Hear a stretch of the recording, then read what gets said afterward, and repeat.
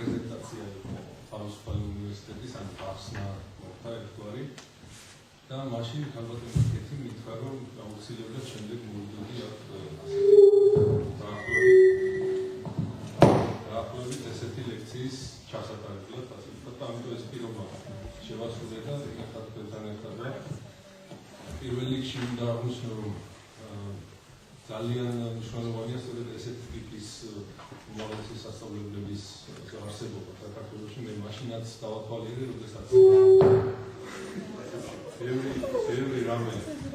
ბევრი რამე არის დამთავრებული აქ, თუმცა ძირითადად დამთავრებული იყო. ეხლა კიდე ერთხელ დავათვალიერე, სანამ ჩვენ ფილმის სრულებას დავამთავრებდით.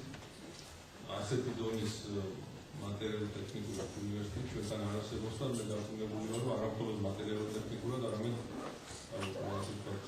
სამეცნიერო კადრების თვალსაზრისითაც ერთ-ერთი მოწინავე არის ეს უნივერსიტეტი საქართველოში.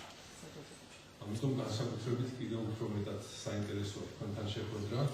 მე ვიცოდი რომ 30 ახალი პირველი კურსელი ჩაირიცხებოდა აქ, წინასწარ ვიცოდი ესა, ახლა თქვენ ახლა თქვენ გონი ყველა მათგან შეიძლება სხვებიც, მაგრამ ნამდვილად ვიცი რომ ეს ახალი პირველი კურსელები და ყოველთვის კიდევ ერთხელ ამბობ, ყოველთვის საინტერესოა ჩვენთვის პირადად ახალგაზრდებთან შეხვედრა.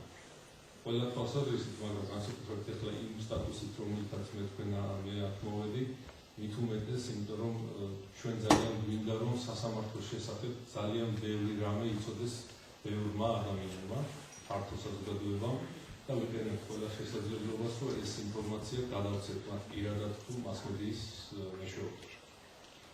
ჩვენთან ესეთი ტრადიცია, რომ უნივერსიტეტიდან და მაღალი კლასებიდან, სკოლიდან მოდიან მოსწავლეები, სტუდენტები და მთელი 1-2 საათის განმავლობაში წინ ათვალიერებენ უზენაეს სასამართლოს შენობას, სპეციალური მარშრუტი გვაქვს იქ დახაზული შენობაში, დიდი შენობაა და თანაც ისტორიული შენობა, ბევრი ისტორიული ფაქტი უკავშირდება, ჯერ ერთი ამას ეცნობიან და შემდეგ უკვე გვაქვს შეხვედრა მათთან, ხშირად მევხვდები ან ჩემი რომელიმე მოადგილე ან მოსამართლე და ესაუბრება მათ სასამართლოს შესახებ, სამართლის შესახებ და ასე შემდეგ.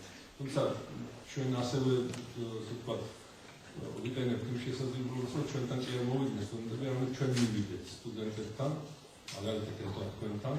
მე გახდით რამდენიმე სხვადასხვა უნივერსიტეტში, ჩვენ გვქონდა ერთი სპეციალური კურსი თბილისის სახელმწიფო უნივერსიტეტის ჟურნალისტიკის ფაკულტეტის სტუდენტებთან, როდესაც 7 ლექცია სპეციალურად გავაკეთეთ იმისათვის, რომ ჟურნალისტებს, ჟურნალისტიკის ფაკულტეტის დეკანის თქმა იყო, მომავალ ჟურნალისტებს ქონოდათ წარმოდგენა სამართლის შესახებ, ზოგადად სასამართლოს სამართლის შესახებ და აი ესეთი ურთიერთობა ჩვენი მომავალ იურისტებთან თუ მომავალ ჟურნალისტებთან მე ვთვლი, რომ ძალიან მნიშვნელოვანია და კიდევ ერთხელ ვამბობ, ყოველთვის ჩვენ საჭირო ვთქვით, რომ ვესაუბროთ მათ. რამდენიმე ჩვენი მოსამართლე არის იმავდროულად ლექტორი სხვადასხვა უმაღლეს სასწავლებელში, სხვადასხვა არასამთავრობო ორგანიზაციაში, სადაც სამართალზე ზოგადად ლექციები იკითხება და ჩვენ როგორც გითხარით, ძალიან ფართოდ ვართ, ასე ვთქვათ, შესული ამ საზოგადოებაში და გვინდა რომ კიდევ უფრო მეტი იყოს ჩვენგან, უშუალოდ ჩვენგან მომდინარე ინფორმაცია მასმედიისგან ასევე რა თქმა უნდა. ეხლა როგორც ქალბატონმა კეთი მგზავნა, მე ყოველთვის მინდა რომ ჩვენი საუბარი და ლექციები, როცა მე ვკითხულობ ლექციებს, მე მაქვს თბილისის სახელმწიფო უნივერსიტეტში ერთი სემესტრი, ყოველთვის მეც ვახერხებ, ყოველთვის ვცდილობ რომ ეს ლექცია იყოს არა ჩემი მონოლოგი, არამედ დიალოგი სტუდენტებსა და ლექტორს შორის.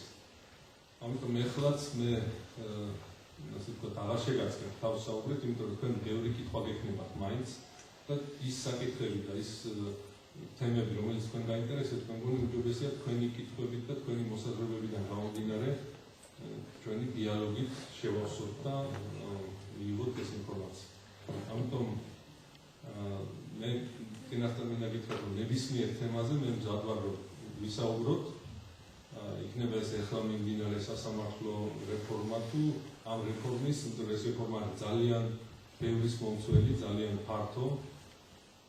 ბევრ საკითხს მოიცავს ზოგადად, რომელიც კი სასამართლოს უკავშირდება, ყველაფერს ფაქტობრივად. თვითონ სასამართლო რეფორმაზე, თვითონ სასამართლოზე შიგნით მიმდინარე პროცესებზე თუ ნებისმიერზე, რაც თქვენ გაინტერესებთ, მე ვზარდვართ რომ გიპასუხოთ და იმედი მაქვს რომ საინტერესო დიალოგი შედგება ჩვენ შორის. ხო.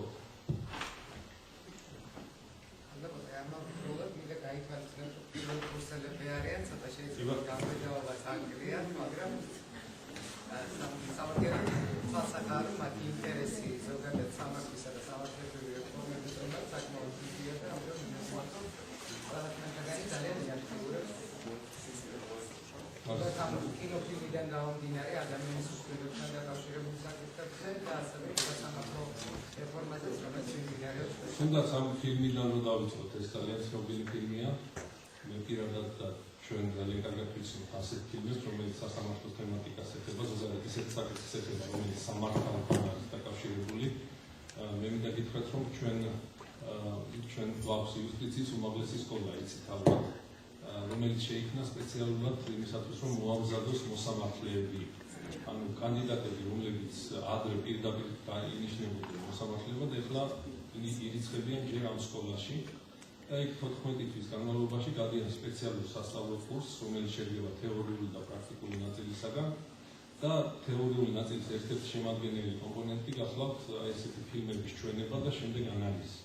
ამ კანდიდატებსა და ლექტორებს შორის ჩვენ საჭიროდ ჩავთვალოთ ამის გაკეთება, იმიტომ რომ ზოგადად ეს თემა უკვე გარკვეულ იურიდიულ საგნად არის ჩამოყალიბებული ევროპის რამდენიმე უნივერსიტეტში. ჩვენ თარგმნით სპეციალურად წიგნი, ესპანური წიგნი, რომელიც ეხება სწორედ ამ საგანს, სამაკინო და სამართალი. ესეთია, მე ქალბატონ კეთის შეგვიძლია გამოგცემთ ამ რამდენიმე ეგზემპლარს, ამ თემისა, რომ თქვენ არ გამოიყენოთ, იმიტომ რომ როგორც ხედავთ, თქვენც გაქვთ ესეთი ასე ვთქვათ, კურსი პატარა ლექციის ფილმების ნახვის და შემდეგ ანალიზის.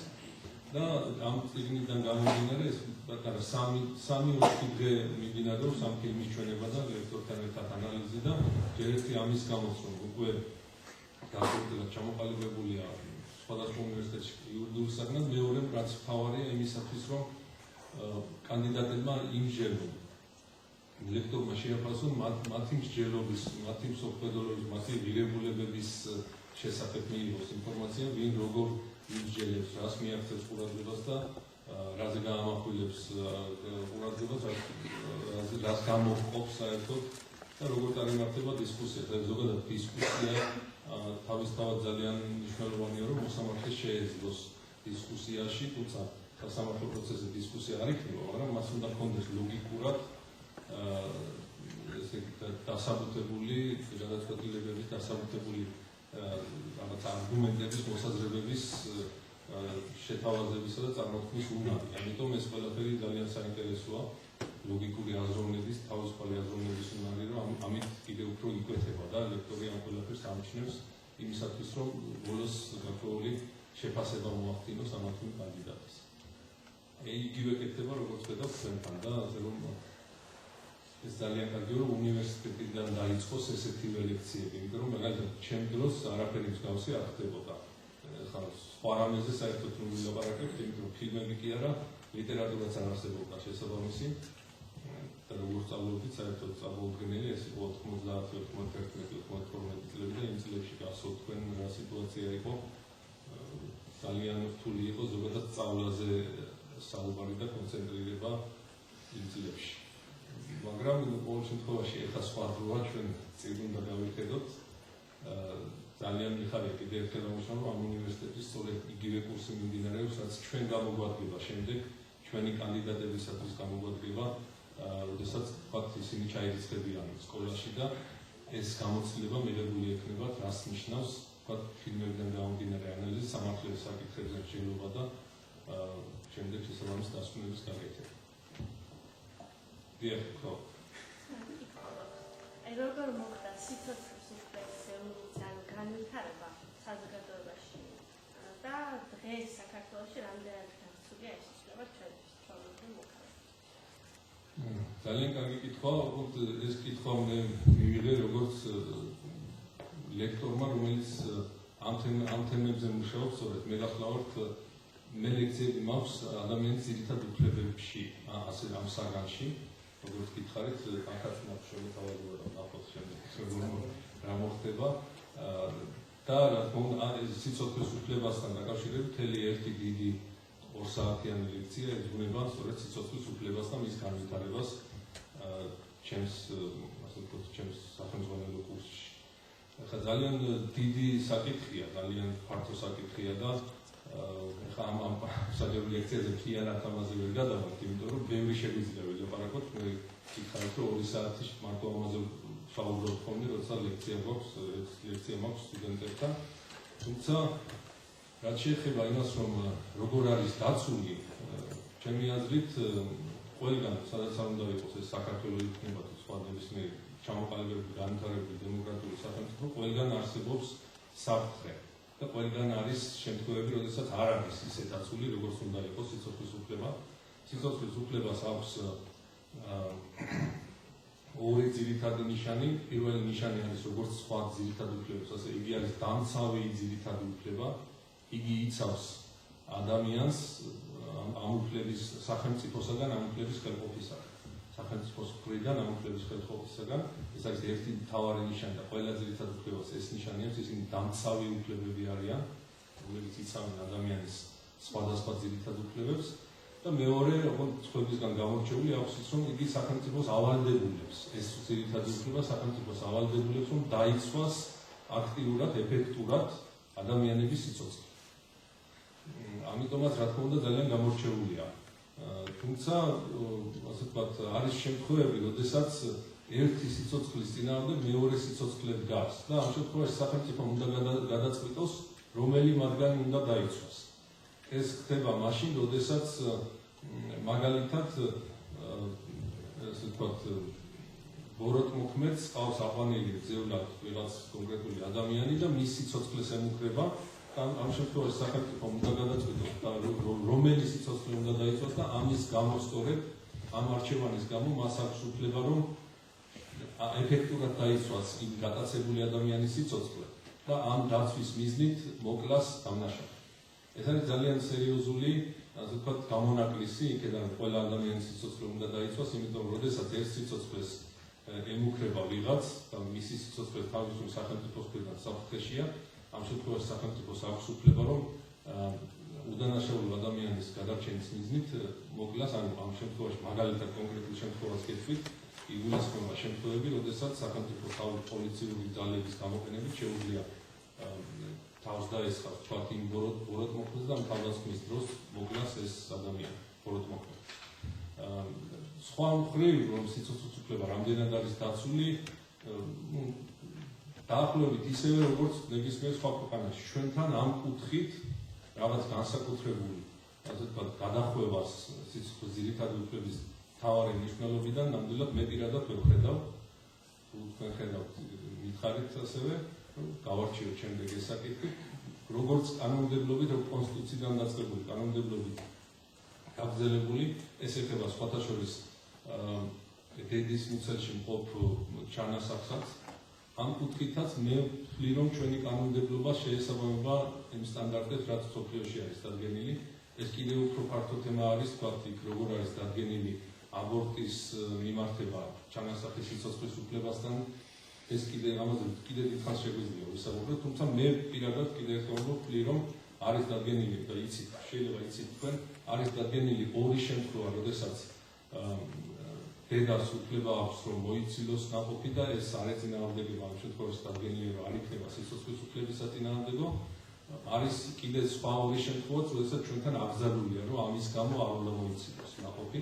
ესეც სიცოცხლის უფლებისთან პირდაპირ კავშირში, ამიტომ რომ ამ შემთხვევაში უპირატესობა ენიჭება ნაყოფის სიცოცხლეს და არა დედის სიცოცხლეს.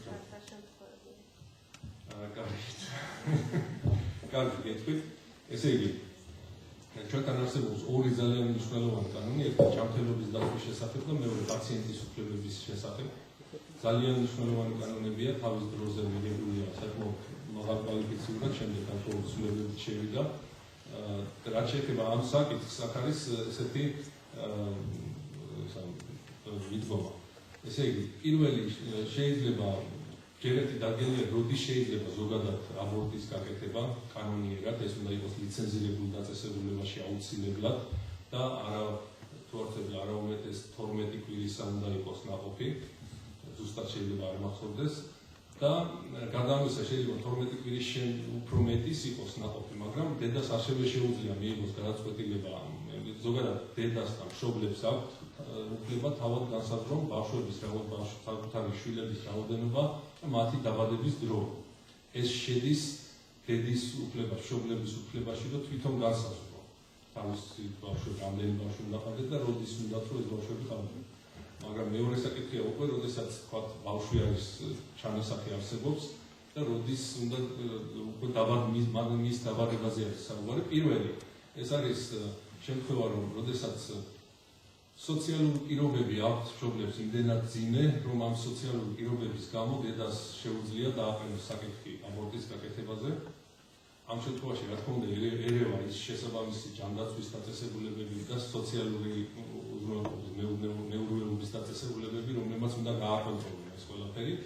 ამ შემთხვევაში უფლება აქვს, ამას ქვია სოციალური ჩვენება, ესე ეძახიან სოციალური ჩვენება, როცა არის ისეთი, რომ დგება საკითხი სიცოცხლის ჩანასახის სიცოცხლის უფლების უფრო მეორე პლანზე გადაწევაზე და დედის და მშობლების უფლებას ენიჭება უპირატესობა და მეორე არის ესე იგი როდესაც არსებობს დედის სხეულისა და ჯანმრთელობის სიცოცხლის და ჯანმრთელობის დაზიანების საშიშროება. ანუ ერთის დაბადებით თუ მოხდება რომ მეორე ადამიანის დედის სიცოცხლის და ჯანმრთელობას საფრთხე დაემუქრება. ამ ორი ჩვენების გარდა, რომელიც ჩვენთან დაშვებული, არსებობს კიდევ ორი ჩვენება. ერთი არის შესაძლებლობა იმისა, რომ როდესაც წინასწარ ექიმებმა იციან, რომ ნაყოფი დაიბადება, დაბადების შემთხვევაში იქნება არასრულყოფილი, ან განუვითარებელი, მას ექნება რაღაც თავიდანვე იციან, რომ ესე იგი ფიზიკური და ფსიქიკური ნაკლით დაიბადება. და მეორე შემთხვევა, როდესაც ნაყოფი წარმოშობილია დანაშაულებრივი ჩარევის შედეგად, მაგალითად გაუპატიურების შედეგად. ეს ორი შემთხვევა ჩვენთან არ მოქმედებს, ასე ვთქვათ, ამის საფუძველზე არ შეიძლება ოფიციალურად, ახლა ყველაფერი რა თქმა უნდა იმაზეა საუბარი, რომ კანონმდებლობით რაც არის გაგება, ოფიციალურად დედის მიერ აბორტის გაკეთება. სხვა ორ შემთხვევაში ეს შესაძლებელია. რა თქმა უნდა, ძალიან ბევრია ამაშიც თვითონ აქაც საკამათო ძალიან ბევრი, რატომ ეს ორი შემთხვევა და არა 4-ვე რატომ არ მოქმედებს, ამ პირიქით, ხო? მე ყოველთვის სტუდენტებთან მაქვს ამაზე კამათი, ზოგი ამბობს, რომ ისიც უნდა იყოს ჩართული, ზოგი ამბობს, რომ არა, ეს არ უნდა იყოს და ასე შემდეგ. მაგრამ მე ვთვლი, რომ მაინც ასე თუ ისე რაღაც გარკვეული მიზანშეწონილობა არის დაცული და რაღაც ასე ვთქვათ, მიგნება არის გაკეთებული ამ კანონების მიხედვით და ესე ფუნქციონირებს. აი ეს არის მოკლედ რაც თქვენ გქონებოდათ იმის შესახებ, თუმცა როგორც გითხარით, დეტალურად უფრო მეტი შეიძლება ვისაუბროთ.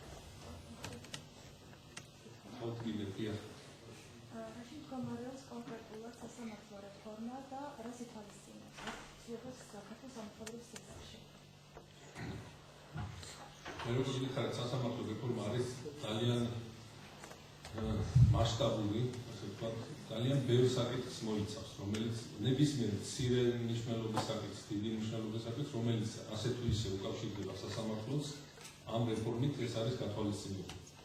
ახლა ეს რეფორმა დიდი ხანია უკვე მიმდინარეობს 2005 წლიდან და მე მინდა გითხრათ, რომ თავიდანვე შეიქმნა რეფორმის კონცეფცია, რა მიმართულებები უნდა ყოფილიყო, ასე ვთქვათ, ამოღებული ყურადღება ყოფილიყო ამ მიმართულებებზე.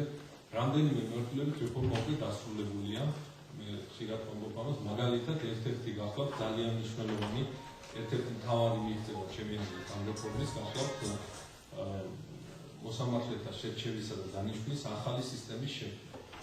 მე უკვე გითხარით, ჩვენ გვაქვს მოდელის სკოლა და მანამდე ასევე გარკვეული საფეხურებია გასავლელი იმისათვის, რომ აქამდე მოვიდეს ადამიანი.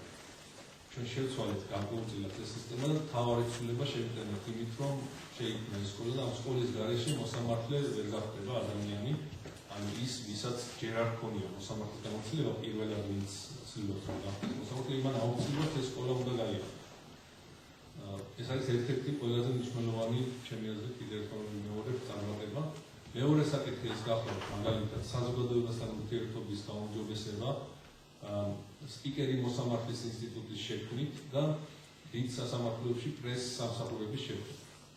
სპიკერი მოსამართლე არის მოსამართლე, რომელსაც უფლება აქვს ჟურნალისტების წინაშე, საზოგადოების წინაშე გამოვიდეს და საჯაროდ ისაუბროს ამა თუ იმ გადაწყვეტილებაზე, რომელიც მიიღო სასამართლომ.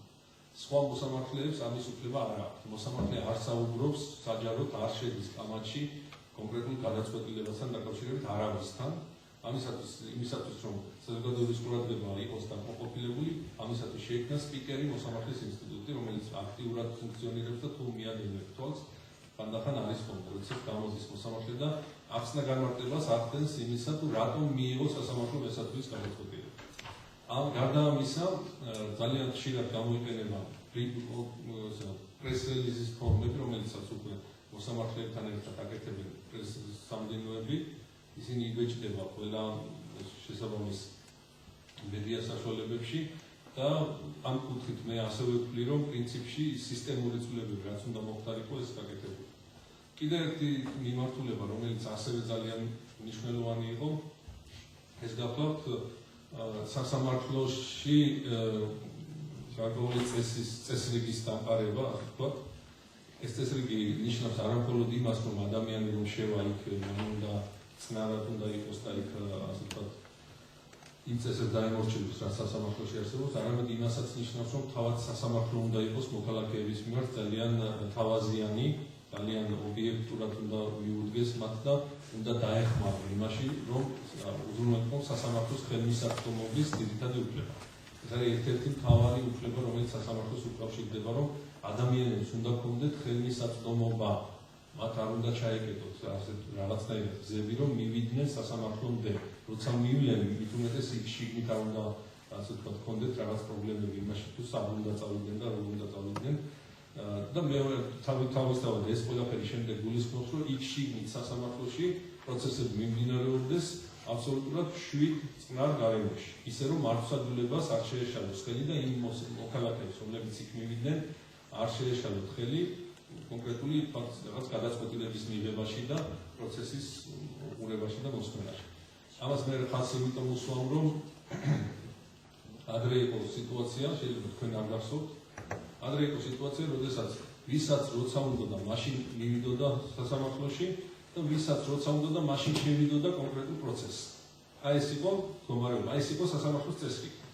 ანუ შენ შეიძლება დილით გეზარებოდა აღდგომა, იმიტომ რომ გეძინა კარგად, მე არ გებოდი სადღაც 11 საათზე და ეხლა სასამართლოში წახვიდოდი და თუნდაც დაწყებული ყოფილიყო ეს პროცესი, ვერავინ ხელს ვერ შეგისხდა შეაწვიდე შიგნით და სადაც გინდოდა იქ დაждდებოდა. ეს ეხება როგორც მოქალაქეებს, ისე განსაკუთრებით ჟურნალისტებს, რომლებსაც როგორც ისიც ჰქონდათ ამის ინტერესი აქვს, ასე ვთქვათ, ლეგიტიმური ინტერესი არსებობს იმისა, რომ ჟურნალისტმა ინფორმაცია აიღოს, მაგრამ როგორ უნდა აიღოს წესი და ასე ვთქვათ, რაღაც ნორმები ამისა იყო ეს, რაც მე გითხარით. უსაზღვროდ, ვისაც როცა უნდა მაშინ მივიდოდა და მოსამართლეს არავინ არ ეკითხებოდა, ვინ შევიდოდა დარბაზში, არც მანდატური არსებობდა, ანუ მანდატური სწორედ წესრიგის დაცვისათვის შეიქმნა და ეს ყველაფერი არ გვხვდა სწორედ იმას, რაც მე გითხარით, სასამართლოში ხელმისაწვდომობის ძირითად უფლება. იმიტომ რომ ხალხს არ ჰქონდა საშუალება, რომ წესიერად წნარად შვიდ ვითარებაში მოესმინა მოსამართლისათვის და მიეღო რაღაც გადაწყვეტილება. მე მახსოვს ეს პროცესი თქვენ გაქვთ აქ თუ არ ვთქვი სასამართლოს იმიტირებული სხდომის დარბაზები გაქვთ, ხო? და მიაქციეთ ყურადღება იქ ზის მოსამართლე, აქეთ ერთი მხარე, იქეთ მეორე მხარე. მე მახსოვს შემთხვევა, როდესაც საინტერესო ასე ვთქვათ, სისხლისამართლის საქმე იყო და მოსამართლე საუბრობდა, ასე ვთქვათ, და მოვიდნენ ჟურნალისტები და აი აქ დაუწყეს მიკროფონები, აი ეს მიკროფონი როდესაც ეხლა აქ იყოს 6-7 ტელეკომპანიის მიკროფონი. და ეს საუბრობს მოსამართლე, რომ ყველას კარგად ჩაეწერა, ნუ ვიდეო კამერებით გავს, რა თქმა უნდა იქ. შემდეგ მოსამართლემ სიტყვა მისცა პროკურორს. და მივარდნენ ეს ჟურნალისტები, მოიცა ჯერ არ დაიწყო ლაპარაკი და იქეთ გადაიტანეს ეხლა, იმას დაუწყეს. ჯერ არ დაიწყო, ჩვენ რო დავაწყოთ მიკროფონებს, მე ლაპარაკი. მე გადავიდნენ აქეთ დაცვის ხარესთან და ეხლა იქეთ გადაიტანეს, ჯერ მოიცა და გვაცალიო და ეს. აი ასეთ ვითარებაში მიმდინარეობდა პროცესები. რომელიც ესე იგი ესეთი რამე რომ ანახოთ ვინმეს უცხოეთს როგორ მიმდინარეობდა ეს მე არ მგონია რომ იფიქრებდა ის რომ ჩვენ ოდესმე რაღაცას მივახცევდით სასამართლოში ამ კუთხით. ეხლა ეს ყველაფერი ჩვეულებრივად მოწესრიგებულია თუ ვინმეს პროცესზე დასწრება უნდა თავის დროზე უნდა მივიდეს, ამისათვის მას აქვს საშუალება, თუ არ უნდა გამოვიდეს ოფისიდან ან სახლიდან, ჩაიხედოს ვებგვერდზე, ვებგვერდზე არის გამოტანილი ყველა პროცესი, რომელი პროცესი რომელ საათზე იწყება და რომელ დარბაზში იწყება. 15 დიდ სასამართლოში, სადაც უფრო მეტი ინტერესია, პატარებში, მაგრამ პატარაში პრინციპში ინტერნეტთან ხელმისაწვდომობაც ნაკლებია.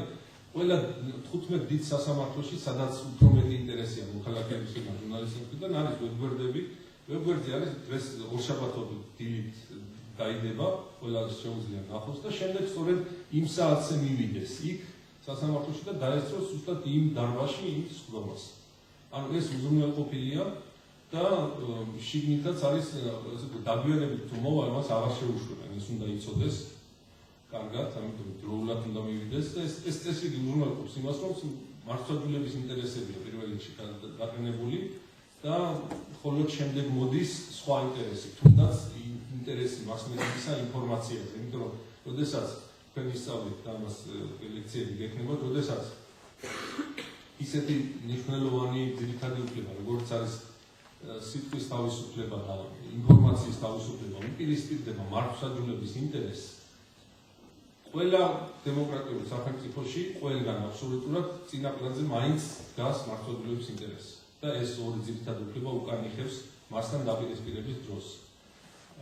ჩვენ შევძელით, რომ უცხოელი ორგანიზაციების დახმარებით ჟურნალისტები, რომლებიც აშუქებენ სწორედ სასამართლო პროცესებს, სხვადასხვა მასმედიის საშუალებიდან წაგვეყვანა უცხო ქვეყნებში, ეხლა მაგალითად ამერიკის შეერთებულ შტატებში, იყვნენ გერმანიაში, მიდიან ბრიტანეთში და ირლანდიაში.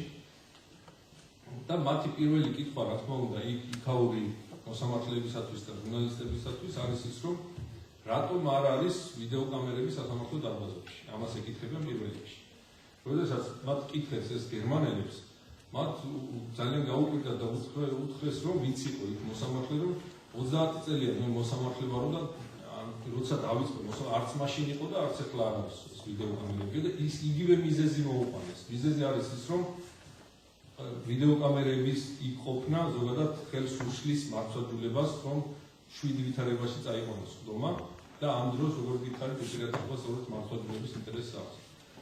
მე მქონდა შეხვედრა ერთ-ერთ სტუდენტურ ჯგუფთან, თუ მაღალი კლასის მოსწავლეები იყვნენ, არ მახსოვს და ერთ-ერთმა ახალგაზრდამ კითხა, რომ კი, მაგრამ იქო დემოკრატია არის. და აქ ჩვენ გამოვიყვანეთ ეს ვიდეოკამერები, ჩვენთან არ არის დემოკრატია და რატო აღარ არის ვიდეოკამერებიო სასამართლო სხდომის დარბაზებში. კი, მაგრამ დემოკრატია იმით ჩამოყალიბდა, რომ იქ ვიდეოკამერები არ არის და ან ყოფილიყო უფრო კარგად ჩამოყალიბდებოდა. ანუ ვიდეოკამერების იქ ყოფნა ჟურნალისტების ესეთი დასწრება სხდომებზე არ ნიშნავს იმას, რომ დემოკრატია ჩამოყალიბდება, დემოკრატია იქნება. პირიქით, კიდევ ერთხელ ეს ხელს უშლიდა მართლმსაჯულების ნორმალურ ფუნქციონირებას და ამ კუთხით, როგორც გითხარით, საჯაროობა უზრუნველყოფილია, ხელმისაწვდომობა უზრუნველყოფილია, უბრალოდ თავარი არის, რომ ინტერესის შემთხვევაში ადამიანი მივიდეს, დაესწროს სხდომას და შემდეგ გამოიტანოს, ასე ვთქვათ, თავისი დასკვნა. იქნება ეს რადგან სხდომას დაესწრება, რა თქმა უნდა, ორივე მხარის ინტერესებს გაითვალისწინებს, მოისმენს მათ არგუმენტებს და მეორე ობიექტურად განაცხადებს. კიდე ერთი ძალიან მნიშვნელოვანი მიმართულება, რაც ჩვენ გავაკეთეთ, ეს გახდათ იუსტიციის უმაღლესი საბჭოს რეფორმირება. ჩვენთან არსებობს, ესე ვთქვათ, უმაღლესი ადმინისტრაციული ორგანო სასამართლო სისტემის არის იუსტიციის უმაღლესი საბჭო. ეს ორგანო წყვეტს ყველაფერს, ყველა საკითხს აბსოლუტურად, რაც კი უკავშირდება სასამართლოს, გარდა თავად გადაწყვეტილებების მიღების. ყველაფერი დანარჩენი იქნება ეს ბიუჯეტი, კადრების, ასე ვთქვათ, კონკურსის ჩატარება სკოლაში, ჩარიცხვა, შემდეგ სკოლიდან გამოსული კადრების დანიშვნა თანამდებობებზე, ან ერთი სასამართლოდან მეორეში გადაყვანა, სადისციპლინო სამართალთან წარმოება. ყველა ეს საკითხი აბსოლუტურად ყველაფერი არის ამ საბჭოს კომპეტენციაში. და 2007 წლამდე ამ საბჭოში უმრავლესობაში იყვნენ არამოსამართლეები. და ამ საბჭოს თავმჯდომარე გახდათ საქართველოს პრეზიდენტი. ეს ესე იყო ამ საბჭოს დაფუძნებიდან 98 წლიდან 2007 წლამდე. სულ ესე იყო, ანუ იყო თქვა თავიდან 12 წევრი, 4 იყო მხოლოდ მოსამართლე და 8 იყო არამოსამართლე. იყო 9 წევრი, 3 იყო მოსამართლე და 6 არამოსამართლე. აი ესეთი მდგომარეობა იყო. Რა თქმა უნდა, ეს მუდმივად იყო კრიტიკის საგანი, იმიტომ რომ პირდაპირ საბჭო თვითონ კი ვერ ეგებდა გადაწყვეტილებას, პრეზიდენტს უნდა მოეწერა აუცილებლად ხელი, თორე ისე სხვანაირად არანაირი გადაწყვეტილება არ შევიდოდა ძალაში. და ჩვენ ეს შევცვალებთ, ამჯერად პრეზიდენტს აბსოლუტურად არანაირი უფლებამოსილება არ აქვს საბჭოში, საერთოდ ჩამოცილებულია მართლმსაჯულების სისტემას.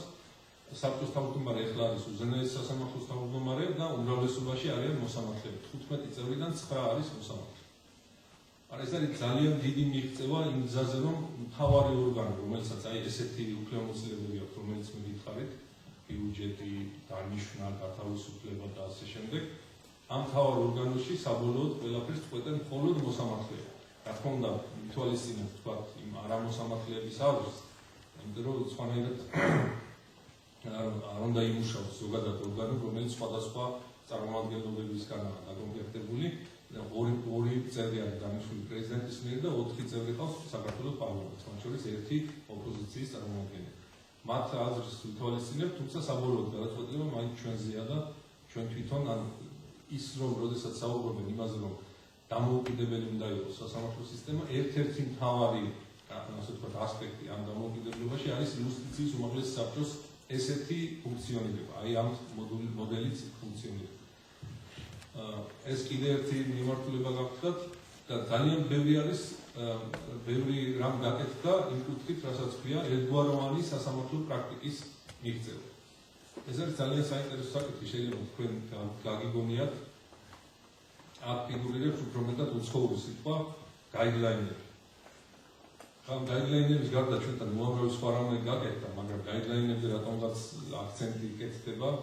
ესე იგი, ჩვენ ჩავთვალეთ, რომ ძალიან მნიშვნელოვანი არის, რომ ერთი და იგივე გარემოებების საქმეზე საქართველოს ერთ რეგიონში, რამდენიმე რეგიონში გამოვიდეს ერთნაირი გადაწყვეტილება. ეხლა ზუსტად დეტალურად ისეთი ასლი არ იქნება, მაგრამ არ იყოს ძალიან დიდი განსხვავება საბოლოო შედეგში.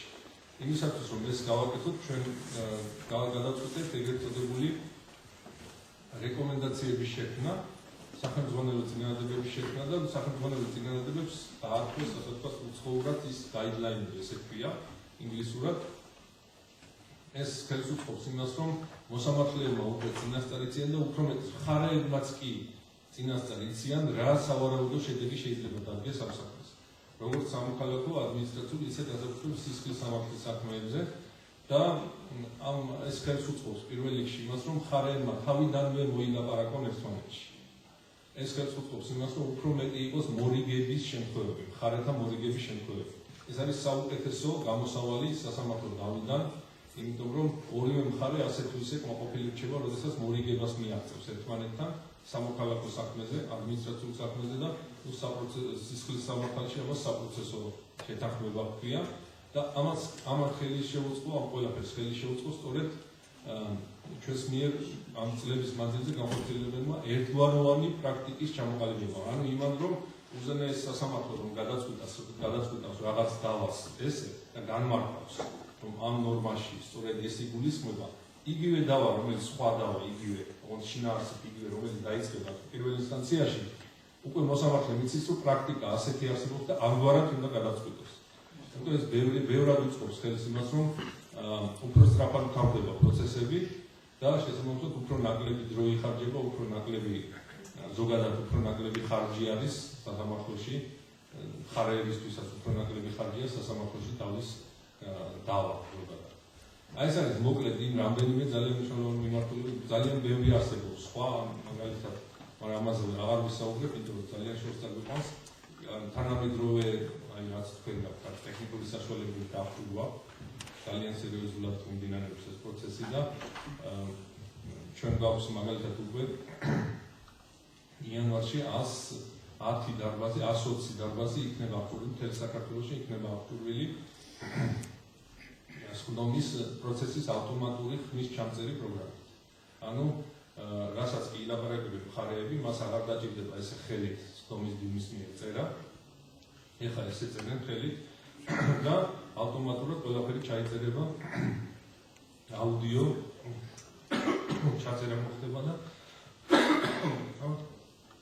შემდეგ ამ დისკს ისინი მხარეები, რომელსაც დაჭირდებათ ეს დისკი, წაიღებენ და ეს დისკი იქნება მათთვის სხდომის ოქრო. გაილაპარაკეს მხარეებმა, ყველაფერს მოსამართლემ რა თქვა, ყველაფერს ნახავენ სწორედ აუდიო დისკის საშუალებით. როგორც გითხარით, ეს არის ძალიან დიდი თემა, სხვა ბევრი რამეც გაკეთდება ამ თემით, თუმცა ბევრს აღარ გავაგზავნებ, იმიტომ რომ კითხვები ჯობია. დიახ. აი ხა სიკვდილის გარდა იყო ფილმი და რეალურად ეს კანონი ზოგ ქვეყანაში არსებობს და ზოგ ქვეყანაში არ არის.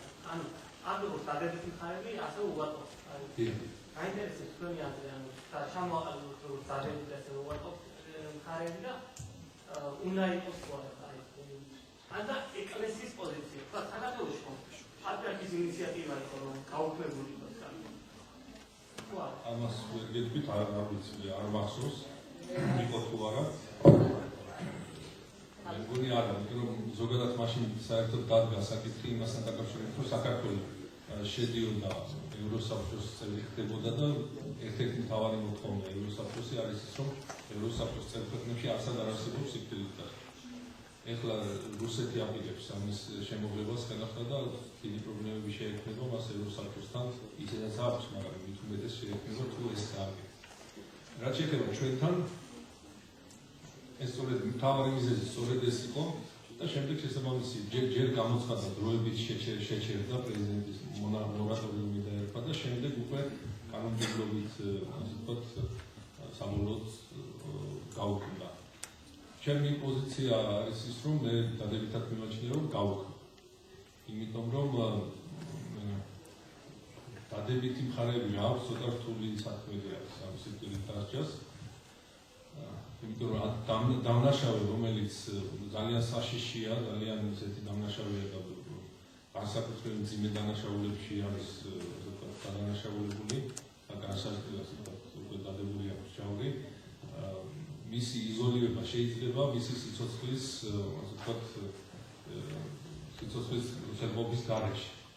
მე ვთვლი, რომ ეს უფრო კარგი, ასე ვთქვათ, უზრუნველყოფა არის სხვა ადამიანების სიცოცხლის დაცვისა, ვიდრე ის, რომ იგი ელემენტარულად ერთი გასროლით მოუკლათ და მოჩეს.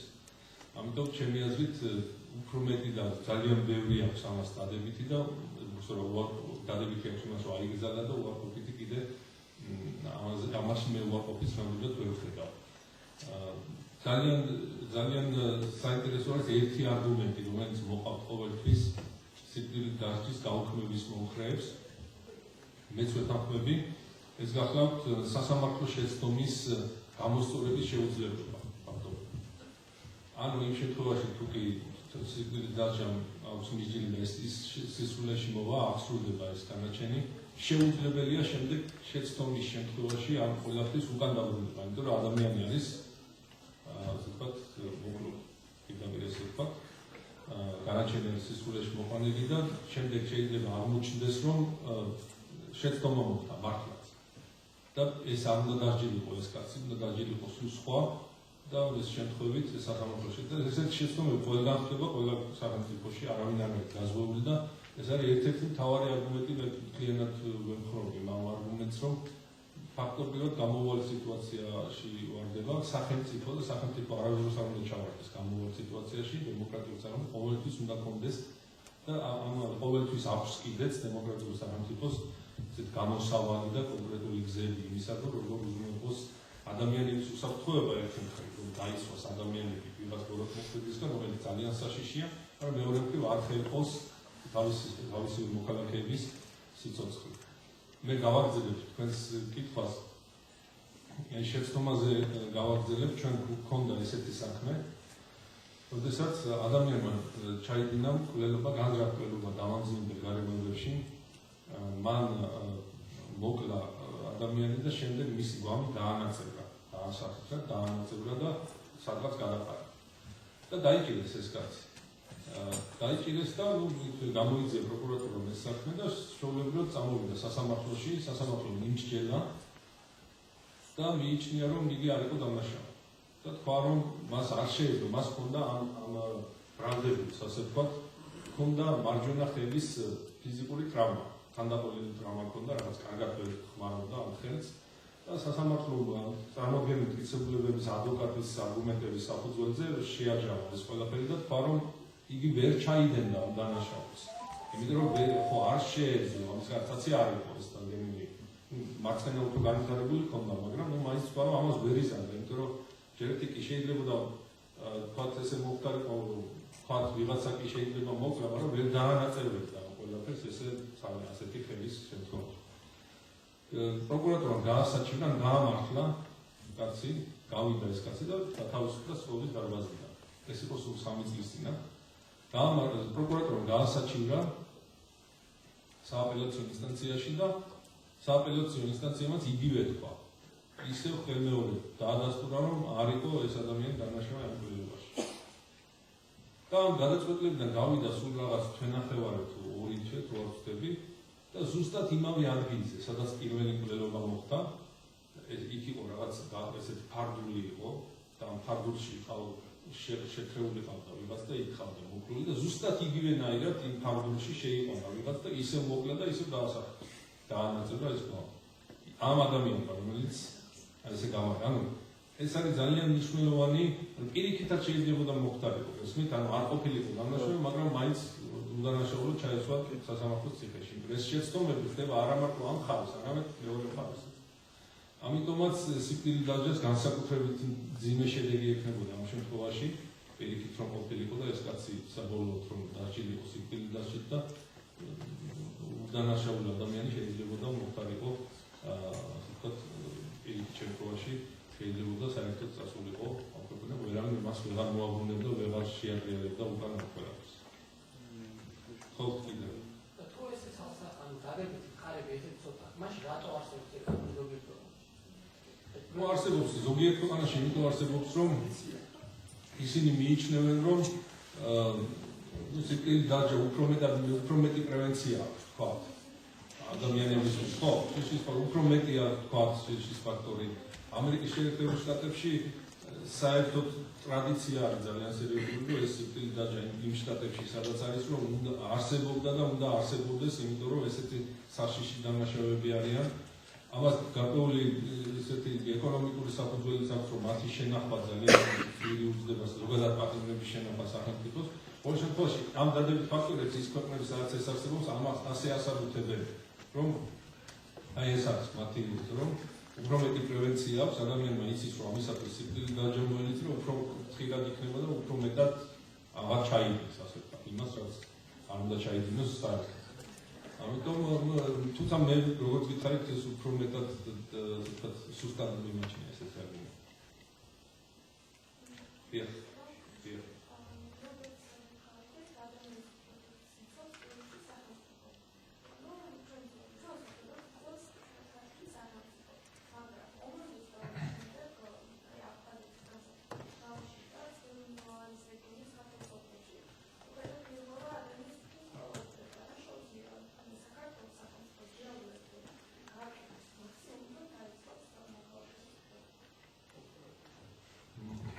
ეს ცნობილი თემა არის და ესეთი თემა, რომელზეც საქართველოს სახელმწიფოს ამისათვის პასუხისმგებლობა არ შეიძლება დაეკისროს. მსგავსი საკითხი იდგა მოლდოვასთან დაკავშირებით. მოლდოვაში თქვენ იცით რომ არსებობს ერთი ესეთი ეგრეთ წოდებული დამოუკიდებელი რესპუბლიკა ტრანსნისტრიის და იქ მოლდოვის მოქალაქეების უფლებები ირღვევა. და როდესაც სტრასბურგში ევროპის სასამართლოში დაადგა ეს საკითხი, როდესაც მოქალაქეებმა იჩინეს, რომ ჩვენი უფლებები დაირღვა, სტრასბურგის სასამართლომ ერთხმად გადაწყვიტა, რომ ეს პასუხისმგებლობა ეკისრება პირველ რიგში დნესტრისპირეთს და დნესტრისპირეთიდან გამომდინარე არა მოლდოვას, არამედ რუსეთს, რომელმაც სწორედ უზრუნველყო ის, რომ მოლდოვას როგორც სახელმწიფოს არ აქვს საშუალება ეფექტურად დაიცვას თავისი მოქალაქეების უფლებები. იგივე არის ჩვენთან დაკავშირებითაც ну აქ სხვა საკითხი არ არის ხელშეკრულებაზე ხელმოწერის დროს რაღაც გათქმა უნდა გაკეთებული იყო თუ არა იმაზე რომ იმ ტერიტორიებზე საქართველოს სახელმწიფო თავიდან უნდა ეთქვათ სახელმწიფოს რომ ის ვერ დაიცავდა ამ უფლებებს მაგრამ ყოველ შემთხვევაში დღეს მდგომარეობით საქართველოს სახელმწიფო შეწყვეტილია იმაში რომ იგი ეფექტურად ვერ იცავს მაგრამ ვერ იცავს იმის გამო რომ იქ დგას ეხლა დღეს უკვე ეს ოკუპირებული ტერიტორია მანამდე სანამ ასე იქ მანამდეც ესე იყო, უბრალოდ მანამდე არ იდგა ესე რუსის ჯარი, მანამდე ეს იყო ტერიტორია, რომელზეც საქართველოს სახელმწიფოს იურისდიქცია არ ვრცელდებოდა.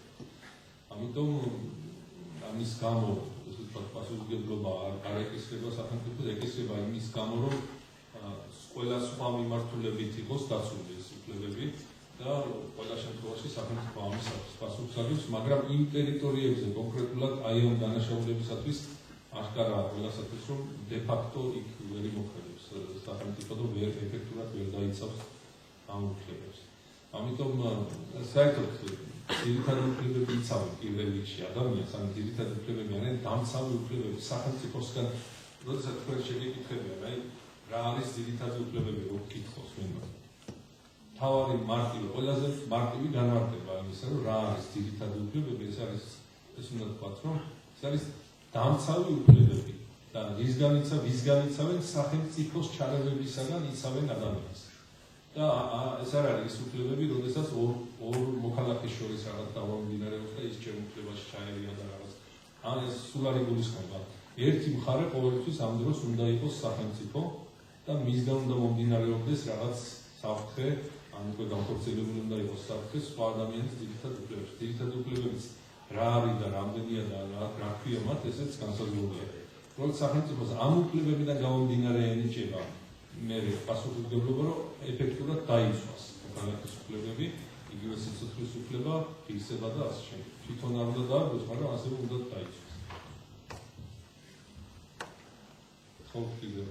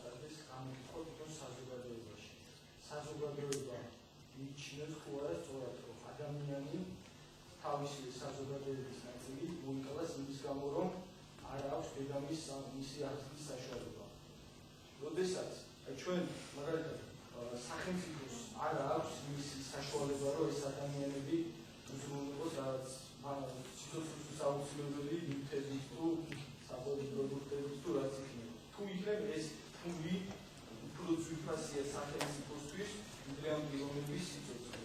და ეს მნიშვნელოვანი დეტა. საქართველოს ერთ-ერთი წერია ძალა ერთობაში. როგორ შეგვიძლია ეს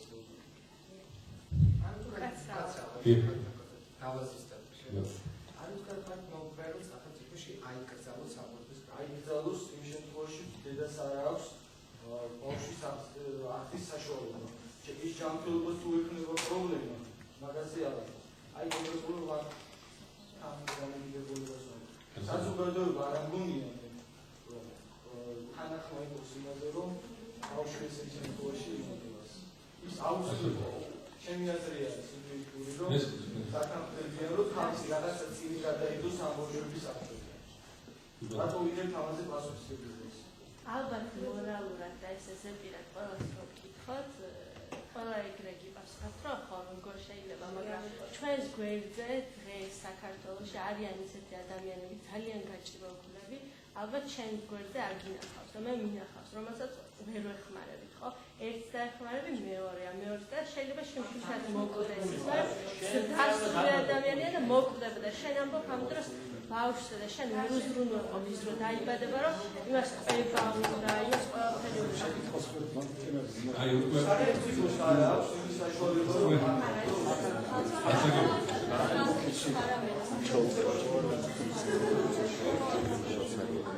არა, უკვე მოყვა ამ საკითხს, ეს ისეთი საკითხი არის, რომელსაც აუცილებლად ყველა საზოგადოება მარტო ჩვენთან კი არის, ორი აზრი მაშინ გამოიკეთა, ხო? საწინააღმდეგოს თან. ასე არის სხვაგანაც მე მიხარებ ლექციებზეც ყოველთვის დგება ეს საკითხი, რატომ არის ესე რომ თქვა თუნდაც სოციალური ჩვენება, რატომ არის საფუძველი ამის. Ყველა ხშირად დასვამენ ხოლმე კითხავს სტუდენტები. მე მინდა გითხრათ, რომ ისეთ განვითარებულ ქვეყნებშიც კი, როგორც არის საფრანგეთი და გერმანია, სადაც იდგა და ავსტრია, სადაც იდგა საკითხი სწორედ აბორტის აკრძალვა, არ აკრძალვა და კონკრეტულ შემთხვევებში როგორ უნდა მოხდარიყო, როდესაც სახელმწიფო რაღაცას ადგენდა, რომ ასე უნდა იყოს, ან ისე უნდა. რაღაცა დაადგინა სახელმწიფომ და შემდეგ ამას მოყვა ძალიან დიდი ფართო საზოგადოებრივი დისკუსია. საკითხი გადავიდა სასამართლოში და სასამართლოებმა გერმანიაში საკონსტიტუციო სასამართლომ იმჯერა ამ საკითხზე და ზუსტად იქ როგორი წესებია მე არ მახსოვს, მაგრამ ძალიან კარგად ვიცი, რომ სასამართლოს გადაწყვეტილების შემდეგ დემონსტრაციები მოეწყო გერმანიის საკონსტიტუციო სასამართლოს წინ და როგორი დემონსტრაციები, იცით, ისეთი კი არა, რომ ჩვეულებრივად გაიარეს ესე და გამოიერეს. ეგრეთ წოდებული ეს ბოთლებში რომ ჩააწყობენ ასაფეთქებელი მოლოტოვის ბოთლები, კოქტეილი ქვია. აი მოლოტოვის კოქტეილებით დაბომბეს საკონსტიტუციო სასამართლოს შენობა. ცეცხლი დაუკიდეს და ძალიან სერიოზული წინააღმდეგობები. ამის მინიშნება მინდა იმისა, რომ ეს თემაა, რომელიც ყოველთვის იქნება ვიღაცების, ასე ვთქვათ, ვიღაცების კი რა, ფართო საზოგადოების ერთი ნაწილის უკმაყოფილების საფუძველი, მეორე ნაწილის უკმაყოფილების საფუძველი. ამიტომ ისეთი როგორ დემონსტრანტებს არ მოეწონათ, რომ საკონსტიტუციო სასამართლომ რაღაც შემთხვევებში ძალაში დატოვა აბორტის საშუალება. და მის საწინააღმდეგო სიტყვა არ უნდა იყოს ზოგადად აკრძალვა უნდა აბორტის ასე. საფრანგეთში დაახლოებით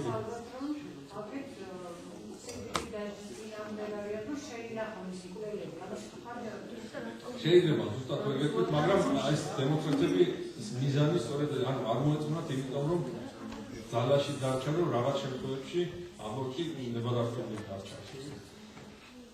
ამიტომაც კიდევ ერთხელ ვიმეორებ, მთლიანად ისეთი გადაწყვეტილების გამონახვა, რომელიც მოიხარეს დააკმაყოფილებს, ვერ მოხდება, ყოველთვის იქნება უკმაყოფილება. რაც შეეხება თქვენს კითხვას, უშუალოდ რომ სახელმწიფომ უზრუნველყოფს, რომ გააუქმოს ეს საფუძველი აბორტის გაკეთების საფუძველი, როგორც არის სოციალური ჩვენება, ანუ სოციალური მდგომარეობის შეუძლებლობის გამო დედის მიერ გადაწყვეტილების მიღება აბორტის გაკეთების თაობაზე. ეს არის საკითხი, რომელიც ასევე სახელმწიფო უნდა გადაწყვეტოს. სახელმწიფო შეიძლება თქვას, რომ მე ჩემი ბიუჯეტის ძალიან დიდ ნაწილს ვახმარ იმას, რომ აბორტს ვეღარ გაიკეთებს დედა და მე თვითონ გავაფინანსებ, თუ კი მას შვილები გაუჩნდება. უკიდურესი ღარიბიც რომ იყოს. შეიძლება ეს მოხდეს. მაგრამ აქ დგას მეორე საკითხი, სახელმწიფოს როგორი პოლიტიკა აქვს ამ მიმართულებით, არჩეულ სხვა სფეროებზე რა პოლიტიკა აქვს აღებული, მარტო მას სურს რომ სოციალური სახელმწიფო გახდეს მთლიანად, თუ სხვა რაღაცებსაც მიაქციოს ყურადღება. ეს არის პოლიტიკის საკითხი, ამაზე მე ხა ისე ვერ ვიმჯერებ, როგორც მოქალაქეს შეიძლება ჩემი მოსაზრებები მქონდეს, მაგრამ თქვენ შეიძლება უფრო ესე აქედან უფრო თავისუფლად ვჯეროთ, მაგრამ სახელმწიფო უყურებს თავის შესაძლებლობებს, ხო? არ უნდა აირჩიოს ერთი სერიოზული პოლიტიკური მიმართულება თავისი არჩევნების დროს, წინასაარჩევნო კამპანიაში, თავის პროგრამაში უნდა ჩაწეროს, რომ იგი ემხრობა მთლიანად სოციალურ სახელმწიფოს არსებობას, ამიტომ ბიუჯეტის რაღაც 2/3 შეიძლება წაიღოს მხოლოდ ამას. არ მიაქციოს ყურადღება არც თავდაცვას და ასე შემდეგ, გაცილებით შეამციროს ეს ხარჯები და უფრო მეტი წაიყვანოს, ასე ვთქვათ, ამ მიმართულებით, სოციალური დაცულობის მიმართულებით. ეს არის იმ პოლიტიკოსების, იმ ხელისუფლების, იმ კონკრეტული პოლიტიკური ჯგუფების გადაწყვეტილება იქნება, რომლებიც გაიმარჯვებენ არჩევნებში. ამიტომ ამას ჩვენ უნდა შევხედოთ სწორედ ამ კუთხით, ამ დემოკრატიული, ასე ვთქვათ, დისკუსიების და დიალოგის კუთხით და არა ისე რომ ვთქვათ, მე მესმის თქვენი ძალიან კარგად, რომ ეს თქვენ წამსვლა ასე უნდა იყოს, რომ არ უნდა გქონდეს ასე ამის გამო აბორტის უფლება მოქალაქეს დედას, მაგრამ ჩვენთან ჯერჯერობით ესე არის. სახელმწიფო თვლის, რომ სხვადასხვა მინდა გითხრათ, რომ სასამართლოს არ ეხება ეს მონაცემი, მაგრამ ჩვენ ჭირად ვიდგას საკითხი იმისა, რომ მოქალაქეები მოდიან სასამართლოში, რომლებიც ვერ იხდიან ბაჟს. ბაჟი საკმაოდ დაბალია რაღაც საქმეებზე, რაღაცებზე მეტი. და ჩვენ ვიცით, რომ საქართველოს მოსახლეობის დაახლოებით 25% ცხოვრობს და ცოცხლობს მხოლოდ იმის გამო, რომ მას ეხმარება სახელმწიფო. თითქმის 2 მილიარდი ლარი თუ არ ვწდები, ზუსტად ამიტომ 25% ნამდვილად ვიცი, ანუ 4 მილიონიდან მილიონი ადამიანი დაახლოებით ცხოვრობს მთლიანად სახელმწიფო შემწეობით. იმიტომ რომ სხვა ეს არ კონდეს, ფაქტობრივად იგი იქნება სიკვდილის სიცოცხლის მიჯნას. ანუ ამ მხრივ სიტუაცია ასეთია, რეალურად ეს ესეთია, რომ სახელმწიფო სერიოზულად მუშაობს ამ საკითხზე, რომ სოციალური ასე ვთქვათ პრობლემები აღმოიფრას, მაგრამ მეორე საკითხია, რომ კიდევ უფრო გააძლიეროს თუ არა ეს და გადავიდეს თუ არა მთლიანად იმაზე, რომ ესეც კი დააფინანსოს, რასაც თქვენ ამბობთ, რომ ამ არსებობა ხო არ ნიშნავს სოციალიზმს. არა, ეს არის ერთ-ერთი სოციალური, ასე ვთქვათ, ღონისძიება, დახმარება ხალხის მიმართ და არა ბოლომდე. კი, რა თქმა უნდა, არ ნიშნავს, არა, მაგას არ ვამბობ, უბრალოდ კიდევ ერთხელ ნიშნავს იმას, რომ უფრო მეტი თანხები წავიდეს ამ მიმართულებით, რაც შეიძლება სხვა მიმართულებებით მოაკლდეს და ამის დაწონვა არის მთლიანად ხელისუფლების და ოპოზიციის, რომელიც პარლამენტშია, იმათი ერთად გადასაწყობი. სხვა ვარიანტი არ გამორიცხულია. ამიტომ თუ ვინმეს არ მოწონს, რა თქმა უნდა, არჩევნებში ამას გაითვალისწინებს და იმას მისცემს, მას ვისაც ეს პროგრამა ექნება, უფრო მეტი ექნება ამ კუთხით გათვალისწინებული. თუ ამას ემხრობა, რა თქმა უნდა, ასე გამოიწვია.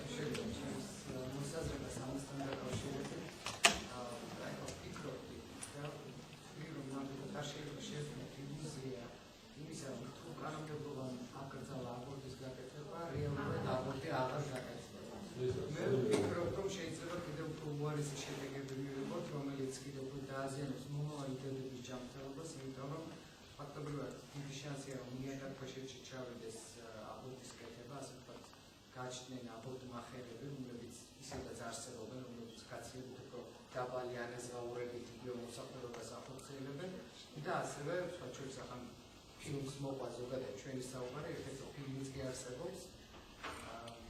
კადრები თამაშობს, სწორად მახსოვს, როდესაც თვითონ იკეთებს კალბატონი აბორტს, ახლა იქ თქვა სხვა მიზეზით იკეთებს, მაგრამ თქვა რაიონებში და ასე შემდეგ, სადაც ხელმოკლე ოჯახები ცხოვრობენ, ესაც არსებობს ასეთი, ასე ვთქვათ, თვით აბორტსა და არის რამდენად სწორი ქართული წარმოდგენა. ანუ მე ვთვლი, რომ კანონით ამის აკრძალვა თვითონ პრობლემას ვერ მოაგვარებს.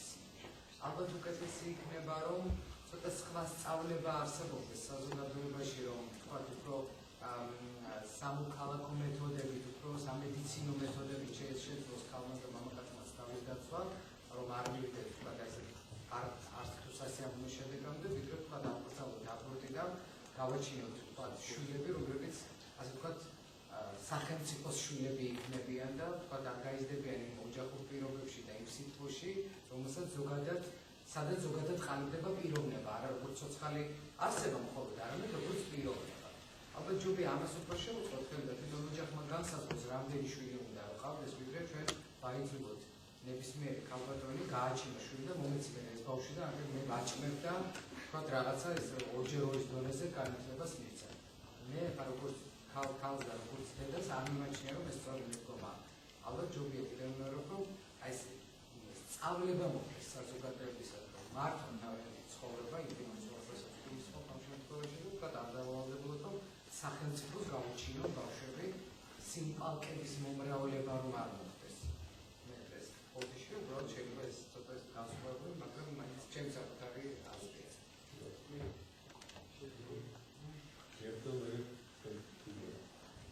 მაგრამ სწავლების არაერთგვარ ჩატარება შეიძლება. შეიძლება რომ იყო საერთოდ სახელმწიფო თავისი პასუხისმგებლობის შეშალის ჩვენ როდესაც გვაქვს აი მაგის ეს რაღაცა სხვა გამოიწვევს უარყოფის მოვლენას, ხო? ჩვენ თავიდანვე ხო ჩვენ უკვე არასდროს ვიდეთ კანონში. ხო, მაშინ არ ხდება ლოგიკა. ჩვენ ჯობია ჩვენ პასუხისმგებლობა მოვიცნით სახელმწიფო, რომ არა იყოს თავის თავზე ადამიანის სიცოცხლე. და მე პარალელურად ის სწავლება გაატაროს ვინუშის სახელმწიფოს, რატო იღებს პასუხისმგებლობას უდანაშაულო ადამიანის გარდაცვალებაზე. გასაგებია, უბრალოდ ეს არის დედის პასუხისმგებლობა და მშობლების. რომ დავამთავროთ, დედა და მამა არის პასუხისმგებელი და არა თქვა სახელმწიფო საბოლოო ჯამში. საშუალებას ისემს იმ შემთხვევაში, როდესაც თვითონ მათ ექნება. სახელმწიფო ქმნის პირობებს, რომ ადამიანი ზოგადად კარგად ცხოვრების, სოციალურად დაცული ცხოვრების საშუალება არსებობს ადამიანთა კატეგორია, რომელსაც არ აქვს ასეთი საშუალება, სამწუხაროა, მაგრამ ეს ესეა. მოდით ამ თემაზე იქნებ ნუღარ გავაგზავნოთ, იმიტომ რომ ძალიან ცხადია პოზიციები, ასე რომ წინ ვერ წავდით ამაზე გავა. ხო, სხვა შეკითხვები. მე როგორც საქართველოს სახელმწიფო რელიგია არ არის საერთოდ გამოცხადებული. ქრისტიანობას კი არ არის სახელმწიფო რელიგია. ანუ ეგ მაინტერესებს ჯერ რატო არ არის ძუძუეთეს რომ საერთოდ ქრისტიანობებულისთვის რაები გამოკეთები მე არ წინააღმდეგ და რამდენად შეუშლიდა იგივე რამდენად შეებრძოლებოდა თვითონ ქრისტიანობა რომ იყოს სახელმწიფო რელიგია საქართველოში. ანუ ეგ ფაქტორი რამდენად შეეწინააღმდეგებოდა თვითონ აბორტს. ვიდრე ის რომ კანონებით ვებრძოლო თქვა აბორტის კეთება და არა იმის რომელიც ჩვენ ვიცით. ეს ორი სხვადასხვა საკითხია, ერთი საკითხი დგას იმაზე, უნდა იყოს თუ არა სახელმწიფო რელიგია, რომელიმე რელიგია გამოცხადებული, ეს ერთი და მეორე თუ გამოცხადდება, შემდეგ რა გავლენა ექნება. ორივეზე შეიძლება შეიძლება ჩვენთან ჩვენი კონსტიტუციით დადგენილი არის საერო სახელმწიფოს არსებობა.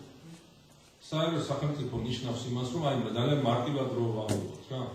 სახელმწიფო არ ერევა ეკლესიის საქმეებში, ეკლესია არ ერევა სახელმწიფოს საქმეებში. ძალიან მარტივად რომ თქვა, ეს დღევანდელი კონსტიტუციის, ასე ვთქვათ, ნორმა, ესე პოპულარულად რომ გამარტოთ, არის ეს. აღიარებული არის კონსტიტუციის თავიდანვე, როცა ეს ნორმა ჩაიდო, იქვე ითქვა, რომ აღიარებული არის მართლმადიდებელი ეკლესიის უდიდესი როლი საქართველოს ისტორიაში და ასე შემდეგ. შემდეგ ამას მოჰყვა უკვე საკონსტიტუციო შეთანხმების დადება სახელმწიფოსა და ეკლესიას შორის, რომელიც დღეს მოქმედებს და ამ შეთანხმებით ქრისტიანულ ან მართლმადიდებელ ეკლესიას აქვს გადაცემული ძალიან ბევრი უფლებები, ქონება და უფლებები ამ ქონებაზე. ანუ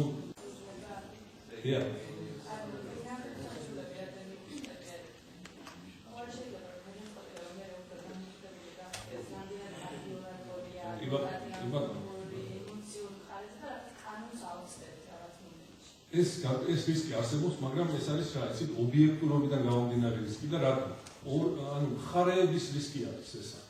პროკურორის რისკია და ადვოკატის რისკია. რამდენადაც ისინი კარგად მოემზადებიან და კარგად წარმოადგენენ, იმდენად იმის შესაბამისი იქნება ხალხის გადაწყვეტილება. ამიტომ უნდა მოემზადონ კარგად, ვერავის ვეღარ დააბრალებენ, უკვე რომ ვიღაცამ ანუ მოსამართლეს ვეღარ დააბრალებენ, რომ მე კი კარგად გამოვედი, რომ დღეს ფოტოშოპის ხშირად ესე ადვოკატი იმით იმართლებს თავს, რომ მე კი კარგად გამოვედი, მაგრამ მოსამართლეს ვერაფერი ვერ გავაგებინებ, ესე ამბობ.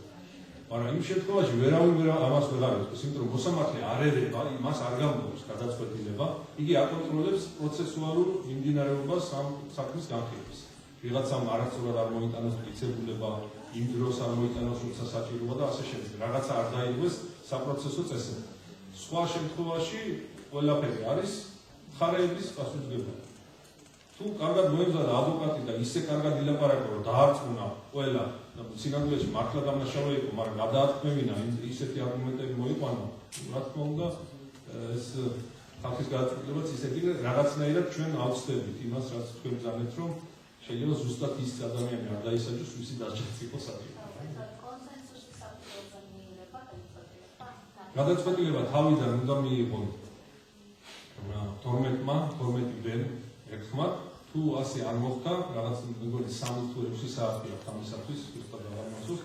მაშინ ამ 3 თუ 6 საათის შემდეგ უნდა მიიღონ 10-მა კაცმა, 10-მა ორის წინააღმდეგ. აი ესეთი არის. თუ ესეც არ მოხდა, მაშინ იშლება ნაფიცსაგულების პირველი ეს შემადგენლობა, იმიტომ რომ შეუძლია გადაწყვეტილების მიღების უნაროა, ასე გამოდის, კიდე აძლევენ რაღაც სხვადასხვა მეთოდებს. მაშინ ხელმეორედ ახალი პროცესი ტარდება, ახალი ნაფიცსაგულები და ის უკვე საბოლოოა, რაც იქნება იქნება. მას შეიძლება მისცენ ინსტრუქციები. არა, ხალხი, არა, ეს ხო პრინციპი ის არის, რომ ხალხი, აი მაგალითად გეტყვით მე. კანონით დადგენილი არის, რომ საბრძოლო მასალის, ასე ვთქვათ, გაკეთება არის დასჯა სისხლისამართლის კოდექსში. საბრძოლო მასალა არის ტყვიები, ჩვეულებრივი ტყვიები, ხო? ჩვენ გქონდა ერთი ჩვენ თუ იცით თქვენ კვირაობით იმედზე გადის ესეთი გადაცემა, ვერდიქტი ქვია, ჩვენი დაფინანსებით, ამერიკელების თანადაფინანსებით, ამას ვაკეთებთ, რომ იქ ვინც არის ნაფიცებულები, ნამდვილი მოქალაქე თქვენი მეზობლები შეიძლება იყოს, ნამდვილი მოქალაქეები არიან, მსახიობები არ არიან ისინი, მოსამართლეც ნამდვილია და თორემ დანარჩენი ისინი არიან მსახიობები. და იქ იყო ერთი შემთხვევა, ამ ადამიანმა გააკეთა ტყვიები, თოფი ჰქონდა, სანადირო თოფი და კიდე რაღაცები და ანუ რამდენიმე ბრალდება ჰქონდა, მე შემდეგ ამ თოფით მოკლა ვიღაც გოგო, არასრულოვანი გოგო. ნუ იმჯერეს ნაფიცმავსადულებმა და იქ იმაზე კი ჩამოყალიბდა, რომ მისი მოკლულია და ეს ამაში დაადანაშაულეს, მაგრამ ერთ-ერთმა ნაფიცმავსადულმა ბიჭმა მან თქვა, რომ მე მაგალითად არ ვეთანხმებიო, რომ ამ ტყვიების გაკეთება რამე დანაშაული არის. იმიტომ რომ ნახევარი საქართველოს მონადირეაო და ტყვიები ძვირი ღირსო და ამიტომ ყველა აკეთებს სახში ამ ტყვიებს, რომ მიდიან მერე ნადირობდნენ. რატო არის ეს დანაშაული? ესმით? აი ასე დააყენა საკითხი. შეიძლება ხალხი რასაც კანონი ადგენს, რომ დანაშაულია, ხალხი შეიძლება ამბობს, რომ არ არის ეს დანაშაული. ხალხის წარმოსახვაში, მიდგომა საზოგადოების გაგებაში, თქვა ასე, ხო? რაღაცა მოვლენა არ იკვლება დანაშაულს, მაგრამ კანონი ამბობს, რომ დანაშაულია. თუ ასეთი რაღაცები შემთხვევები ხშირად მოხდა, მაშინ შეიძლება სახელმწიფომ გადახედოს იმას, რომ ეს რაღაც მოქმედება არ ჩათვალოს დანაშაული. ამ პირიქით, უფრო მანამდე სანამ სახელმწიფო ამას გადახედავს, შეიძლება პროკურატურა მოიფიქროს და რაღაცა რო აქვს სამკაც გაკეთებული, ეს აღარ წაუყენოს დანაშაულად მას. აღარ დადოს ბრალი ამის ჩადენაში, გესმით? ანუ, იმიტომ რომ მას ეცოდინებო, რომ 10-15 შემთხვევა იყო უკვე, როცა ნაფიცმავსადულებმა არც ერთ შემთხვევაში ეს არ ჩათვალეს დანაშაულად. ესე იგი ხალხი ამას არ თქმის. იმიტომ მე აღარ წაუყენებ მას ბრალად, რომ მერე ტყუილა მაინც ამომიგდონ და უარი მოსხრან.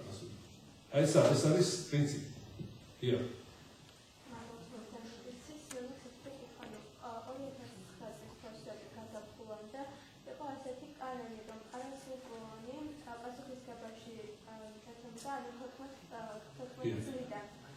ხოლო გაზაფხულის ან 2009 წლის გაზაფხულის კენწოსები ვიღაც ესეთი კანონი რომ ჩამოიტანეს ეს სხვა ქვეყნების წლამდე. და როდესაც გავიკითხე ეს პარტნიორებს ეს ახალი თუ არა, მან უთხრა რომ არა, ეს ახალი არასწორი არის. და ანუ რა მიზეზი რატომ ეს ცნობილი საკითხია, ძალიან კარგი იდეა რომ ამის შეკითხვა, იმიტომ რომ ბევრი დისკუსია იყო და ახლაც არის ამ საკითხებთან დაკავშირებით. ესე იგი, ეხლა მართლაც ესეა 12-დან 14 წლამდე ბავშვებს ეკისრებათ პასუხისმგებლობა, ოღონდ არა ყველა დანაშაულისათვის. ჩამოთვლილი არის თუ არ ვცდები 6 თუ 7 დანაშაული, ეს არის განსაკუთრებული მძიმე დანაშაულები, მაგალითად გაზრახულება იგივე. განზრახულება თუ ჩაიდინა 13 წლის ბავშვმა, მას დაეკისრება პასუხისმგებლობა. ეს ჩემი აზრით ლოგიკური არის, იმიტომ რომ ასეთი რამე შეიძლება მოხდეს. ოღონდ მეორე საკითხი არის რა, იქავე კანონში ჩაიწერა, რომ ასეთი ამასაკის ბავშვებისათვის სახელმწიფოში უნდა არსებობდეს შესაბამისი საპატიმრო დაწესებულება. ანუ ის უნდა იყოს განსხვავებული ჩვეულებრივი საპატიმროებისაგან. ისმით, ბავშვებისთვის უნდა იყოს მისადავი. ასეთი დაწესებულება ჯერ არ არსებობს ჩვენთან, არაუშენებიათ. ამიტომაც ეს ნორმა არის შეჩერებული ჯერჯერობით. ასეთმა ბავშვებმა, ამ ასაკის ბავშვებმა თუ ჩაიდინეს მსგავსი დანაშაული, მას თავისუფლების აღკვეთა არ მიესჯება. მას მიესჯება სხვა სასჯელი, სხვა სახე, პირობით თავისუფლების აღკვეთა და ისევ გავა და იცხოვრებს ჩვეულებრივად, ოღონდ ხელმეორედ არ უნდა ჩაიდინოს, იმიტომ რომ დაემატება მე რაღაც სასჯელი შეეკრიბება. ამიტომ რეალურად ეს არ მოქმედებს იმ კუთხით, რომ თავისუფლების აღკვეთა მისჯილი ასეთი 13 წლის ბავშვები ჩვენ არ გვყავს, რომლებიც ციხეში სქებდნენ, ყავს ასეთი ბავშვები, რომელსაც აქვს პირობითი მსჯავრი, მაგრამ არიან თავისუფლად, ცხოვრობენ თავისუფლად. ამას ესე იგი გამართლება რა შეიძლება ქონდეს, რომ პრევენციული ისე და ისე, პირველ რიგში პრევენციული, რომ ასეთი ასაკის ბავშვებშიც მაქსიმალურად შემცირდეს დანაშაულის, ასე ვთქვათ, შემთხვევები.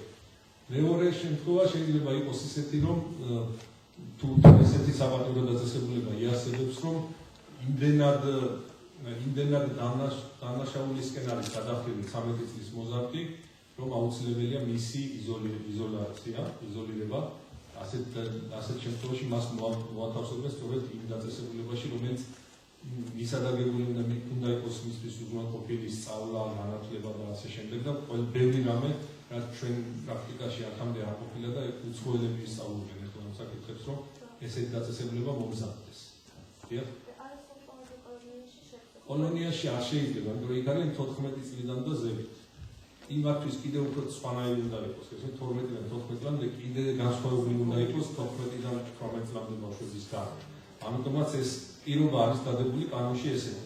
სანამ ეს დაწესებულება არ აშენდება, მანამდე რეალურად საპატიმრო სასჯელს ამ ბავშვებს არ მიურჩია. ეხლა ეს საკითხი ძალიან ესეთი იყო, აქტუალური იყო რამდენიმე ხნის წინათ გახსოვთ თქვენ. სამწუხაროდ მოხდა ერთ-ერთი ესეთი არასრულწლოვანის პროცესზე ძალიან დიდი ყურადღების მიქცევა, აპელირება და მისი გმირად გადაქცევა. ამ გმირად გადაქცევამ გამოიწვია ის, რომ ამ პროცესიდან ერთ კვირაში 5 არასრულწლოვანი თბილისში მოკლეს სკოლებში. ზუსტად ერთ კვირაში მოხდა ეს, ან იმდენად დიდი აქცენტი გაკეთდა, რომ ეს გმირია ეს ბიჭი, რომელმაც გამოეკიდა ვიღაცას და უკან ჩაარხა ზურგში და მოკლა უნდა. ამაზე გაკეთდა, რომ ეს რა კარგი ბიჭი ყოფილა და როგორ ჩაგრავს მას უსამართლო ხელისუფლება და უსამართლო სასამართლო. ამან გამოიწვია ის, რომ ზუსტად ერთ კვირაში და ყველამ ვიცით ესა და შეგვიძლია გადავთვალოთ 5 არასრულწლოვანი მოკლეს სკოლებში. ბიჭებმა ერთმანეთს შორის ჯგუფში. ეს იყო ძალიან ტრაგიკული მომენტი და მდგომარეობა და ამან გამოიწვია ის, რომ შეიძლება ესეც იყო საფუძველი იმისა, რომ უფრო მეტად დაემკაცრებინა გარკვეულწილად 12 წლამდე ჩამოყალიბება პრევენცია უფრო მეტი ყოფილიყო, თუმცა რეალურად ასე ვთქვათ სიმკაცრე სასჯელის თვალსაზრისით არ მომხდარა, არ გამკაცრებულა სასჯელი. დღესაც იგივე სიტუაცია, რაც იყო თქვათ 5-6 წლის წინ და ასე შემდეგ. მე გეტყვით, რომ ყოველთვის დამნაშავეთა რიცხვში დანაშაულის რიცხვში 5-6% დანაშაულის ჩამდენები არიან არასრულწლოვანი. ასე იყო 10 წლის წინათ, ასე იყო 5 წლის წინათ და ასე არის ახლა. პროცენტულად ძალიან სტაბილურია რატომღაც. ჩადენილია თქვათ 100 დანაშაული, ხო? და ანუ 1000-ით. 100% და 5-6% ყოველთვის არასრულწლოვანები არიან. არ იკლებს და არც იმატებს და არც იკლებს მათი პროცენტული რაოდენობა. რეალური რაოდენობა ციფრებში ის მომატებულია, იმიტომ რომ ზოგადად იმ ადამიანთა რაოდენობაა მომატებული, რომლებიც რაღაც დანაშაულზე დაიჭირეს და შემდეგ მათ სასჯელი მიესალმეს. თუმცა აქაც გეტყვით, რომ სხვადასხვა ძალიან ხშირია შეკითხვები ამ ქედან გამომდინარე არასრულწლოვანებიდან ნულოვანი ტოლერანტობის განწყობა როგორი არისო საერთოდ სასამართლოებშიო. აქაც მინდა ძალიან მნიშვნელოვანია ჩვენი რეალური მდგომარეობა იცოდეს ყველამ, რომ დანაშავეთა დაახლოებით 60 იმ ადამიანთა, რომელსაც მიესჯებათ რეალური თავისუფლების აღკვეთა, მათი 65%-ს ესჯება 1-დან 5 წლამდე თავისუფლება. ანუ უფრო 2/3-ს აქვს 1-დან 5 წლამდე, უფრო ნაკლები არის, უფრო მეტი არის ნაკლებად მძიმე დანაშაულები, რასაც 1-დან 5 წლამდე. უფრო ნაკლები არის მძიმე დანაშაულები და ეს თავისთავად კარგია, იმიტომ რომ ანუ საზოგადოებაში მძიმე დანაშაულები ბევრი არ ხდება. მაგრამ მეორე საკითხი და ყველაზე მთავარი რა არის, რომ ვინც სასამართლოში მიდის, არის ეს ნულოვანი ტოლერანტობა, ყველას იჭერენ და ყველას აპატიმრებენ. სასამართლო პროცესების შემდეგ, გადაწყვეტილებების შემდეგ თავისუფლების რეალური საპატიმრო სასჯელი ესჯება 43-44%-ს მხოლოდ. 56-57% ყოველთვის თავისუფლად გამოდის სასამართლოდან. მას აქვს ამ პირობითი მსჯავრი, მას აქვს ან ჯარიმა, ან სხვა რაღაც სასჯელი, რომელიც არ არის საპატიმრო სასჯელი. ანუ ეს არის ძალიან მნიშვნელოვანი, ეს უნდა იცოდეს ყველამ, რომ რეალურად უფრო ნაკლები ადამიანი, ასე ვთქვათ, იხდის რეალურად სასჯელს საპატიმროში და უფრო მეტიც. ეს ძალიან მნიშვნელოვანია, ასევე რომ 55-56% არის საპროცესო გარიგებების რაოდენობა. ანუ რაოდენობა იმ საქმეებში, რომელიც საერთოდ არსებობს, უკვე გრძნობს, ასე ვთქვათ, ის მხარეები, ჯობია რომ თავის პრობლემები მოაგვაროს სახელმწიფოსთან საპროცესო გარიგებით და არა ისე როგორც ადრე იყო, რომ რაღაცის იმედი ჰქონდეს უკანონობის, რომ ან პროკურორი ჩაიგდეს უკანონობას და ხმს აიღებს, ან მოსამართლე აიღებს ხმს და მე გამომიშვები. ესეთი განწყობა უკვე აღარ არის და ეს ძალიან მნიშვნელოვანია. გარდა ამისა, მინდა გითხრათ, რომ პირველი ინსტანციის გადაწყვეტილებების მხოლოდ 18-20% საჭირდება მეორე ინსტანციაში. 80% ადამიანებს აღარ ასაჭირებს. ეს არის ბოლო 5 წლის მონაცემი. თუმცა ისინი შეგუებული არიან იმას, რომ მათ ჩაიდინეს დანაშაული, მათ მიიღეს ის, რაც ეკუთვნოდათ და იმაზე მეტი არ მიუღიათ, რომ სამართლობის ცნობა ალბათ აღარ აქვს და 20% ასაჭირებს, 18-20%. ეს არის რეალობა და იმასაც რაც საჭირდება ორი სააპელაციო სასამართლო, მეორე ინსტანცია არის ორი სასამართლო, რაც საჭირდება ის 20% საქმეების, 18% მათგან და ეს რო ავიღოთ 100% სააპელაციო სასამართლოებისთვის 36% შემთხვევებში სააპელაციო სასამართლოს გამოაქვს ჯავდებულის შემავსუბუქებელი მისთვის სასარგებლო გადაწყვეტილება. ეს შეიძლება იყოს იგივე რეალური პატიმრობა შეუცვალოს პირობითი პატიმრობით, მოუკლოს სასჯელი, გადააკვალიფიციროს, საერთოდ გაათავისუფლოს გამართლებელი გამოიტანოს და ასე შემდეგ. ეს არის ის რეალობა, რაც ბოლო 2-3 წლის განმავლობაში ამ კუთხით არსებობს. დიახ. ზოგიერთი რამე ჩვენება ძალიან ყურადღება გააკეთებია. მაგალითად, ტვიტერზე რო იყო. რატომ თუმასი არის, რატომ არ არსებობს კანონი, რომელიც აკრძალავს ამ ტვიების დასამზადებლად საჭირო მასალების გაყიდვას ამ მონადირის მაღაზიებში და მეორე კითხვა მაქვს, რამდენადაც ვიცი, კანონის მიხედვით მონოპოლისტი კომპანიები უნდა დაიშალოს. ბუნებრივ მონოპოლიებს არ ეხება. თუმცა ანტიმონოპოლიური სამსახური გაუქმეს და ხშირად მიზეზი არის, რომ ცუდად მუშაობდა და რეალურად ვერასოდეს ვერ გავიგებთ, რომელი კომპანია არის მონოპოლისტი და რომელი არ არის. ანუ არ არსებობს სამსახური, რომელიც დააკვირდება კომპანიებს, არის თუ არა საშლელი ესეთი კომპანია. ესეთი პირველი კითხვასთან დაკავშირებით, ესეთი კანონი არსებობს და სახელმწიფო ამბობს, რომ უკანონოდ არ უნდა დამზადდეს საბრძოლო მასალა, შესაბამისად ამბობს იმას, რომ არც ის რაღაცები არ უნდა იყიდებოდეს, რაც ხელს შეუწყობს საქართველოს მაღაზიები და რატო არ ხდება ამის ამოღება? თუნდაც არა, მაღაზიებში ყველაფერი იყიდება კანონიერად, უბრალოდ ადამიანები, რომლებსაც შეუძლიათ ამის გაკეთება, აკეთებენ ისედაც ყველანაირი ამ მასალას, იმიტომ რომ ადამიანი, რომელიც ცხოვრობს სოფელში, მთაში, მას ისტორიულად ყველა შეუძლია ამის გაკეთება, ხო, ესეთი ტვიიც, რომელიც შეიძლება სანადიროდ გამოიყენოს. ამიტომ და ის ამ ადამიანმა ამ შემთხვევაში რაც გააკეთა, მოიპარა რაღაც ბიგბორდის რაღაცა ზონარი და რაღაცები, ის მან უკანონოდ მოიპარა, ესმით? უკანონოდ რაღაცნაირად მოახერხა შეძენა. მაღაზიაში ხო შეუძლია რომ იყიდოს. მაღაზიაში თუ იყიდეს, ესე იგი ეს ნებადართულია. და მაღაზიაში არის ოფიციალურად ნებადართული ლიცენზირებული და ეს იყიდება იმისათვის, რომ ნამდვილად მონადირემ გამოიყენოს და არა იმ.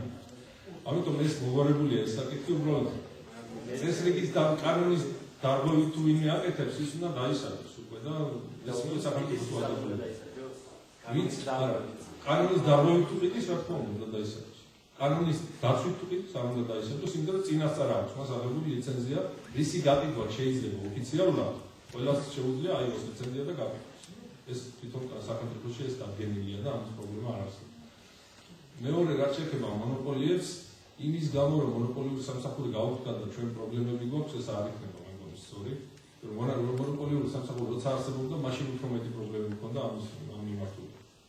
და მონოპოლიური სამსახურის არსებობა თავისთავად არ არის პანაცეა იმისთვის, რომ აღარ არსებობდეს მონოპოლიები. შეიძლება ის არ არსებობდეს, ეს სამსახური ეხლა არ არსებობს, მაგრამ სახელმწიფოში უნდა არსებობდეს გარკვეული რგოლი, შეიძლება ეს იყოს არ ვიცი ზუსტად, მე მგონი ეკონომიკის სამინისტროში, რომელიც რაღაც სამსახური დეპარტამენტი არ აქვს მნიშვნელობა, რომელიც ამ საკითხს უნდა აქცევდეს ყურადღებას, მისი კომპეტენცია უნდა იყოს ამ საკითხში გადაწყვეტილებების მიღება. მე ზუსტად არ მახსოვს ესეთი როგორ და როგორ რანაირად მუშაობს, მაგრამ ის რომ მონოპოლიები არსებობს და რაღაც დიდი პრობლემა გვაქვს ჩვენ, ეს უკვე კონკრეტულ შემთხვევებში უნდა გადაწყდეს, ვიღაცებმა უნდა თქვან ამის შესახებ, სახელმწიფო უნდა მიიღოს რაღაც გადაწყვეტილება და ასე შემდეგ. არა, უბრალოდ მაინტერესებდა რაიმე სამსახური თუ არსებობს, რომელიც რაიმე სამსახური, მე ვფიქრობ, რომ უნდა არსებობდეს ეკონომიკის სამინისტროში. რამდენადაც მე ვიცი, აი მე ვერცი თქვენ გარკვეული რომ არსებობს თავისუფალი ვაჭრობის სააგენტო. რომელიც იძიებს ისეთ შემთხვევებს, როდესაც მონოპოლიების წარმოშობა ხდება სახელმწიფოს ხელშეწყობით.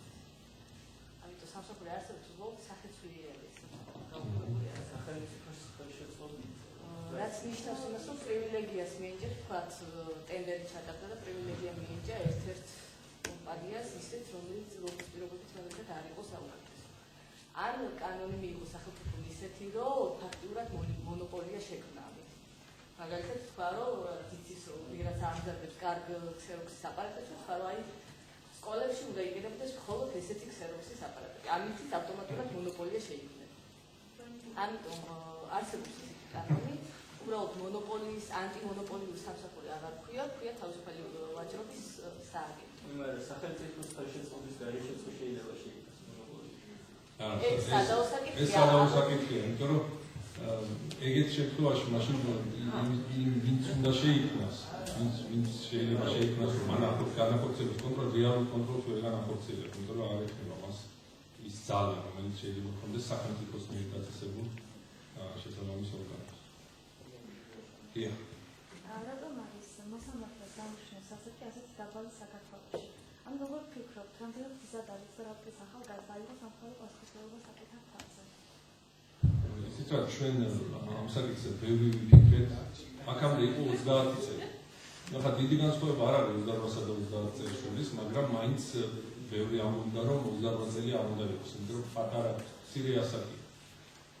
ჩვენ ეს გადაწყვეტილება მივიღეთ პრაქტიკიდან გამომდინარე. ჩვენ გვქონდა შემთხვევები, როდესაც ჩვენთან მოდიოდნენ კანდიდატები, რომლებსაც გავლილი ჰქონდათ ყველა სავალდებულო საფეხური, რაც კი არის დაწესებული კონსტიტუციით. აი მაგალითად, მათ ჰქონდათ უკვე დამთავრებული უმაღლესი სასწავლებელი, იურიდიული განხრით, დიპლომი ჰქონდათ იურისტის, ნამუშევარი ჰქონდათ 5 წლის განმავლობაში იურისტად და ეს ყველაფერი ეს ასე ვთქვათ, წინა სავალდებულო საფეხური გავლილი იყო. შემდეგ ჩააბარეს გამოცდა და შემდეგ გამოვიდნენ კონკურსზე იუსტიციის უმაღლეს საბჭოში. და დავინახეთ, რომ ეს კაცი იმდენად მომზადებულია, რამდენადაც არის მომზადებული 30 წლის ადამიანი. ეს არის 28 წლის ან 29 წლის, მაგრამ თავისი მომზადებით, განათლებით, ლოგიკური აზროვნების უნარით, ყველანაირი უნარჩვევით, რომელიც ჭირდება მოსამართლეს, უფრო მეტადაც კი არის მომზადებული, ვიდრე 30 წლის ადამიანი.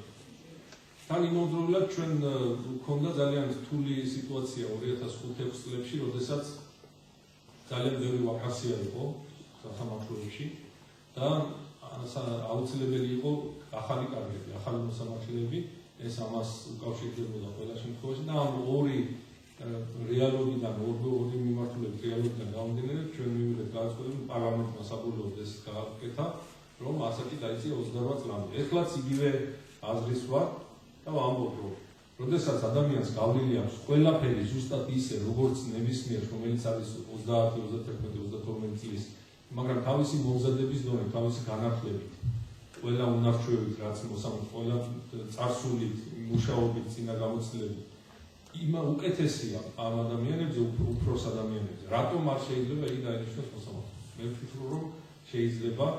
ამას დაემატა ეხლა კიდევ ერთი საფეხური სკოლა.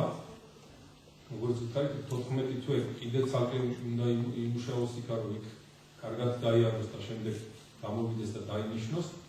და მე ვფიქრობ, რომ 28 წლისაც, 29 წლისაც ძალიან ცოტა დამიშნეთ 28 წლის დაახლოებით 15 თუ 18 მოსამართლე ზუსტად ამბობს. დანარჩენები ყველა 29 წლის იყო რაღაცაში მაინც შეგვეწყო. ხოლო 29 წლისები უკვე უფრო ბევრი იყვნენ და ამან ძალიან გაგვიადვილა მუშაობა, იმიტომ რომ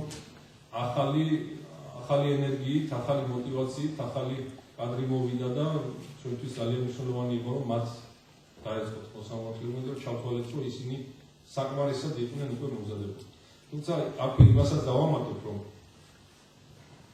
ეს ხალხი დაინიშნა სკოლის გავლის გარეშე, იმიტომ რომ სკოლა ამოქმედა ცოტა მოგვიანებით. აი ეხლა ხონდა მეორე გამოშვება და წელს აპრილში ხონდა პირველი გამოშვება სკოლაზე. მანამდე ყველა ესეთი დაპირი ნიშნები. ყველამ ჩვენ დავნიშნეთ ასე დაახლოებით 150 ახალი მოსამართლე 2005 წლიდან დაწყებული. ყველა მათგანი ამბობდა, რომ რა კარგი იქნებოდა, რომ ჩვენც ქონოდა ერთკვირიანი ტრენინგები ჩავუტარეთ წინასწარ. ერთთვიანი, ორთვიანი და სამთვიანი წინასწარი ტრენინგები. ყველა ამას აღნიშნავდა, იმიტომ რომ თვითონ მაინც გვიდნენ თავს ასე ვთქვათ, გარკვეულწილად მოუმზადებლად იმისათვის, რომ მაშინვე დაეწყოთ მოსამართლეობა. წინასწარი მომზადების საჭიროებას ისინი მაინც ხედავდნენ. ამიტომ ეს სკოლის შექმნა აუცილებლობა იყო, ჩვენ ეს გავაკეთებთ და ეხლა უკვე ახალი კადრები, ეხლა წინაპირაში 4 ახალი მოსამართლე დაინიშნა და აპრილში კიდე 8 ახალი მოსამართლე სკოლა გავლილი მოსამართლე, ისინი უკვე სრულყოფილი მოსამართლეები არიან, შეიძლება ითქვას, პირველივე დღიდანვე თამამად შეუძლებიან საქმეთა განხილვა.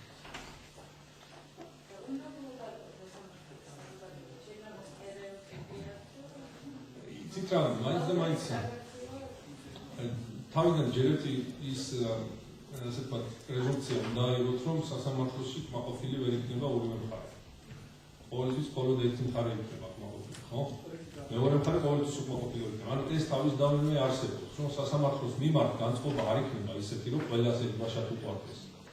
ორი ადამიანი რომ მიდის, ერთი უკმაყოფილება არის. ძალიან იშვიათია, როცა ორივე კმაყოფილი. ეს ესე თავიდანვე მოქმედებს ეს პრეზუმპცია, მაგრამ მეორე არის, რომ ზოგადად ადამიანებს, რომლებიც არასდროს არ ყოფილან სასამართლოში, მათ რა წარმოადგენა აქვს და ისინი როგორ უყურებენ, ეს არის თავარი, იმიტომ რომ ისინი ამ წარმოდგენას იქმნიან სხვისი მიერ მიწოდებული ინფორმაციით. ჩვენ ჩავატარეთ 2 გამოკვლევა 2008 წელს. მე ამაზე ბევრი ვისაუბრე. ერთი ჩავატარეთ სპეციალურად იმ ხალხს შორის, რომლებიც დადიოდა სასამართლოში და საქმე ჰქონდა იქ, ვინც იცოდა ზოგადად სასამართლო რა ხდება, როგორ ხდება, რა გადაწყვეტილებას იღებს. მეორე ჩავატარეთ ადამიანებში, რომელსაც არავის შეხება არ ჰქონია საერთოდ სასამართლოსთან. და ეს იყო 2008 წელი და მინდა გითხრათ, რომ დაახლოებით ერთი და იგივე შედეგი მივიღეთ. პირველ შემთხვევაში მივიღეთ 57%, იმ ადამიანებში, ვისაც საერთოდ არ ჰქონდა შეხება და ვისაც ჰქონდა, მათ შორის მივიღეთ 55%. რომლებიც კმაყოფილი იყვნენ სასამართლოს საქმე. ნუ საშუალოდ შეიძლება ესე ვთქვათ, 55%-დან დააკვირდით. ეს მაინც ძალიან არ ცდება იმ 50%-იან ზღვარს. ერთი კმაყოფილია, მეორე არ. ძალიან მაინც არ ცდება. ჩემი აზრით, ეს არის შედეგი, რომელიც 2008 წლისათვის ნამდვილად რეალური იყო. 2005 და 2006 წლებში მე პირადად ვიცი და შეიძლება თქვენც გაგიგონიათ, რომ ძალიან დაბალი იყო სასამართლოს ავტორიტეტი 2002-ში და 2003-ში და სხვა წლებშიც, იმიტომ რომ ერთი თავიდან 2002-2003 წლებში კორუფციის ასე ვთქვათ დიდი ჭაობად იყო გადაქცეული და მეორე 2004-2005 წლიდან უკვე ასე ვთქვათ რეალურად აფუნქციონირებდა რეალურად სასამართლო, იმიტომ რომ ბევრი მოსამართლე მიდიოდა თანამდებობიდან, ზოგი დაიჭირა 12 მოსამართლე დაჭერილი აქვს თამის აღების ფაქტზე და რამდენიმე კიდე სხვა დანაშაულს. სასამართლო ძალიან დაბალი ავტორიტეტი ჰქონდა, 20-25% თუ იყო ასე დოვის რეიტინგი. ეხლა როგორც ვიხარით, არის 55% და მე ვფიქრობ, რომ ეხლა კიდევ ვაპირებთ ერთი გამოკითხვის ჩატარებას, ეხლა ბოლო თვეში. ნახოთ, როგორ იქნება მდგომარეობა, მე იმედი მაქვს, რომ ნაკლები ნამდვილად არ იქნება, ვიდრე იყო 2008 წელს. იმედი მაქვს, რომ უფრო მეტი იქნება, იმიტომ რომ რეალურად უფრო მეტი ინფორმაცია მიდის ადამიანებამდე და უფრო ობიექტურად აფასებენ ისინი სასამართლოში მიმდინარე პროცესებს. და ეს გამოიწვია ბევრმა რამემ, მათ შორის იმ რეფორმის იმ ნაბიჯებმა, რაც მე გითხარით, რაც 2005 წლიდან დღემდე გადაიდგა და ეს ახალი ნაფიცსადურები კიდევ უფრო წინ წარწერს ამას. ნაფიცსადურებთან ერთად ახალი სისხლის სამართლის კოდექსი, რომელიც სულ სხვაგვარად შეატრიალებს 100%-ით შეატრიალებს სისხლის სამართლის მართლობელობას სასამართლოში. დიახ.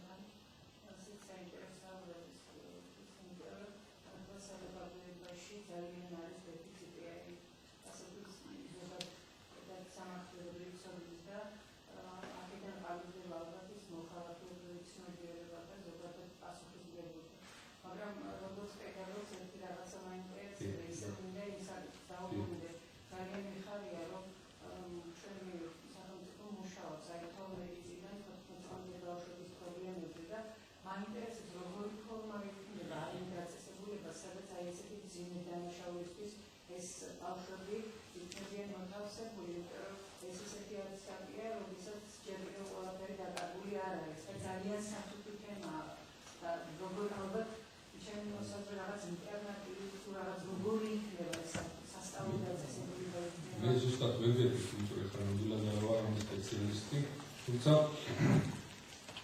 ჩვენთან აქტიურად მუშაობს UNICEF, რომელიც ჩვენ ამ შემთხვევაში სასამართლო სისტემა არ არის პირველი ადრესატი, მათი ამ შემთხვევაში მთავარი ადრესატია საჯარიმოების სამინისტრო, რომლის კომპეტენცია არის მსგავსი დაწესებულების შექმნა, აგება და შემდეგ იქ მთელი რიგი კურსები ჩატარდა. იქ მაგალითად ჩემი აზრით მე ვფიქრობ, რომ უნდა იყოს ფსიქოლოგიური კურსი აუცილებლად, სამედიცინო მომსახურების, ძალიან ბევრი რამე, რაც უცხოეთში დიდი ხანია არსებობს. ანუ მათი გამოცდილების გაზრდობა შეიძლება პირდაპირ, ასე ვთქვათ. და უკვე მე სპეციალისტებმა უნდა იმუშაონ ამ ბავშვებთან და ალბათ გარემოც უნდა იყოს ისეთი, რომ ისინი მათ არ ქონდეთ კონტაქტი ისეთ ადამიანებთან, რომლებიც ამასაკის ბავშვებისათვის გამაღიზიანებელია რაღაცნაირად. ფსიქოლოგები, ბევრი რამის, ასე ვთქვათ, შექმნა უნდა მოხდეს მათთან მუშაობისათვის. რა თქმა უნდა, მე არ ვიცი ზუსტად ეხლა მიმდინარეობს თუ არა.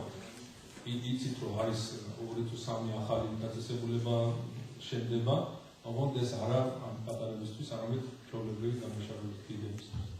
ამაზე ვილებიეთ პასუხს გაგცემ ახლა მომდევნობაში. შემოგვცეთ კითხვა.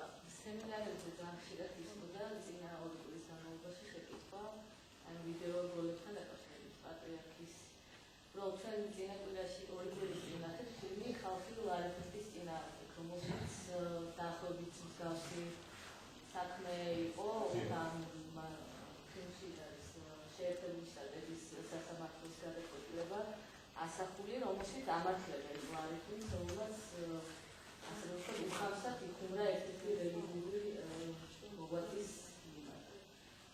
თქვენ როგორ მე რამდენად ვიცი საჩელი არ არის აუცილებელი, ხო საქართველოში? თქვენ როგორ ფიქრობთ, ხდება ეს ხუმრობის ფარგლებში თუ ხედავთ სამართლებრივ დარღვევასაც ამ მე პირადად არ მინახავს ეს ფულები, თუმცა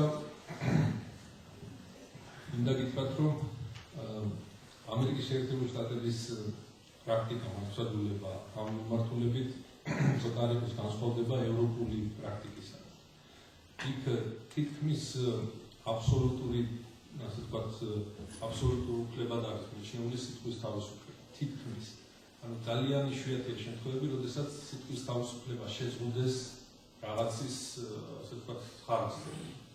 ანუ სხვა ძირითადი უფლების ხარჯზე და ერთ-ერთი მაგალითი სწორედ ეგაა, იმიტომ რომ ეს ერთ-ერთი ყველაზე ცნობილი ამბავი, რომელიც ამერიკის შეერთებულ შტატებში მოხდა, სადაც ასეთ შემთხვევაშიც კი, როდესაც აი რა ხდებოდა, იცით, რომ ლარი ფლინტმა გამოიგონა ინტერვიუ, არარსებული რაღაც თქვა, ან ფაქტები, არარსებული ფაქტებზე იცავდა.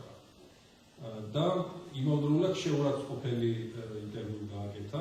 ანუ ყველანაირად დაარღვია ის წესები, რაც პრინციპში ევროპაში ასე თუ ისე ჯდება სიტყვის თავისუფლების გარკვეულ ფარგლებში. ანუ ასეთ შემთხვევებში სიტყვის თავისუფლება შეიძლება უკან დაიხიოს და უპირატესობა მიენიჭოს სხვა ადამიანის ღირსებას. ევროპული კანონმდებლობა ამას უფრო ხშირად ასე გააკეთებს ასეთ შემთხვევებში. მაგალითისთვის გეტყვით, აი იქ რელიგიური მოძღვარი იყო, მაგრამ ძალიან სერიოზული საქმე იყო გერმანიაში, როდესაც ერთ-ერთი ძალიან ცნობილი პოლიტიკოსი, თავდაცვის მინისტრი, ჟურნალისტმა გამოაქვეყნა სტატია და იქ სურათი იყო დახატული ღორები ერთმანეთში სასიყვარულო აქტს ატარებდნენ. და თქვა, რომ ეს არისო და ერთი ღორის სახეზე იყო გამოხატული ეს კაცი, ეს თავდაცვის მინისტრი.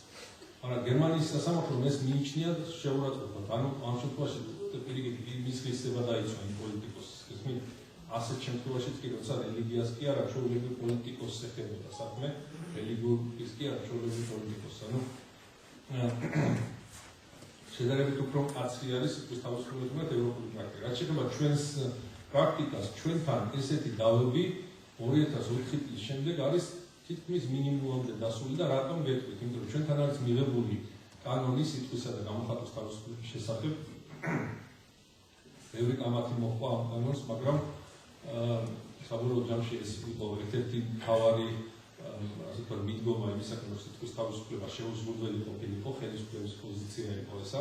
და იქ არის ესეთი რამ, რომ ვის მიმართაც არის გამოთქმული რაღაც შეურაცხყოფელი, ხო? ამ კანონის მიხედვით მასვე აქვს ასე ვთქვათ კიცების თვირთი იმისა, რომ ეს ესე აპოქით. არა ჟურნალისტმა და ვიღაცამ უნდა ამტკიცოს სასამართლოში, რომ მე რაც თქვი ეს სწორი იყო, არამედ პირიქით.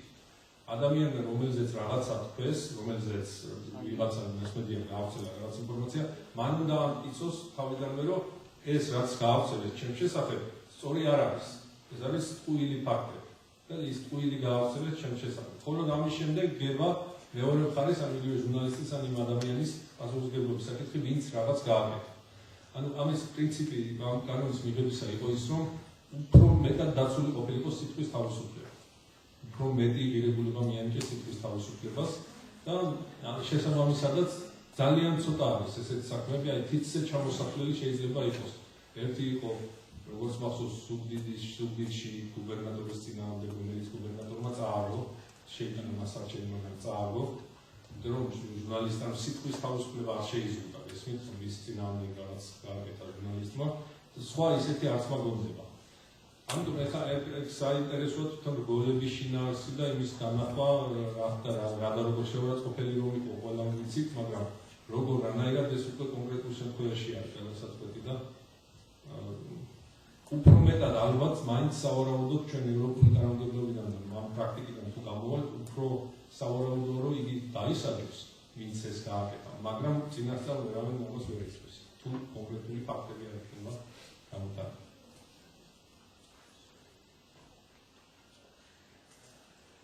ძალიან დიდ მადლობას ყველანი გამოდარდეთ. საინტერესო შეხვედრისათვის და ჩვენი მესამე ეს ბავშვები არა მხოლოდ საჯარო ლექციაზე, არამედ ჩვეულებრივ ლექციებზე შეხვდრია. ძალიან დიდი მადლობა. დიდი მადლობა თქვენ.